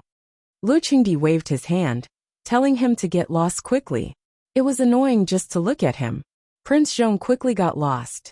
He went to the imperial consort Su and asked for the girls. Then, he proudly took the 8 dispirited beauties away. He didn't even care about those who were gossiping. What was face? How much was that thing worth? What was real? Everything else was fake. Don't think that he didn't hear the jealousy in some people's words. Therefore, when he met people who didn't take face seriously, he was the only one who was depressed. However, after Prince Zhong went back, the smile on his face disappeared. It could be seen that he wasn't as happy as he looked on the surface. It was true that he had been muddling along, but it didn't mean that he didn't have a brain. It was just that reality made him compromise again and again. In the end, he got used to it. He was used to making jokes and lowering his head in front of the strong. If his arm couldn't twist the thigh of others, then he wouldn't twist it. Isn't it good to just muddle along and wait for death? Prince Zhong laughed at himself. Then, he grabbed the beauties with each hand and entered the room. Life was short. It was time to enjoy it. Because he was in a bad mood, it was inevitable that he wouldn't be so gentle. In addition, it was the first time that the beauties had sex with him. The result could be imagined. Prince Zhong's consort was deposed, but his 2 concubines were still there. Therefore, it seemed that no one thought that Prince Zhong's 2 concubines were actually full. Then, what should Wan Fengfei do? Promote her to princess consort? Or demote a concubine? Or break the tradition and make her the 3rd concubine? The first was obviously impossible. Lu Qingdi firmly believed in Master Liaochun's words and would definitely suppress Wan Fangfei. The second was that in order to compensate Prince Zhong, his 2 concubines were of good birth and had children. They didn't do anything wrong. What reason did he have to demote them? Then the third might be the only choice. However, the ancestral law was there. How could she deserve it? In the end, she might have the title of concubine, but her name wouldn't be on the Imperial Jade Archive. The result would be neither fish nor fowl. So far, who had realized this? Li Hongyuan probably didn't realize that Wan Fangfei wasn't worthy of his attention. But there were 2 people who definitely knew. They were Prince Zhong's 2 concubines. Their family backgrounds were similar. Without that vulgar and stupid consort suppression, it was very likely that one of them would be promoted. Yes, what they saw was not only the threat that Wan Fangfei brought, but also the opportunity. Why did they have to demote her to make room for her? Knowing Prince Zhong's character, they naturally didn't count on him. The 2 arranged the 8 women very tacitly. It was still uncertain whether the 2 who were already favored would be promoted to concubines. After all, there were 6 more. They couldn't promote all of them to concubines after they were favored. There was also a quota for the number of concubines a prince could have. Prince Zhong was full, and the depression in his heart also disappeared. Anyway, this benefit was his. Send an invitation to Miss Wan. Invite her to the manor to admire the flowers and drink tea. Prince Zhong ordered the 2 concubines. The 2 looked at each other and smiled at the same level. Yes, Your Highness. Digression, dear, Happy New Year. It's the end of the month. The tickets are cleared out. Look at your evaluation tickets and monthly tickets. If you have any, hurry up and vote. https://www.bicken.com/11/11807/6653205. HTML. Click here to report an error. No registration required. We will deal with it as soon as possible. After reporting, please wait patiently and refresh the page. Please remember the domain name of this book: www.bicken.com mobile edition. You're tuning in to the Earbook Haven YouTube channel. Don't forget to subscribe and join us on this journey to catch the most captivating stories.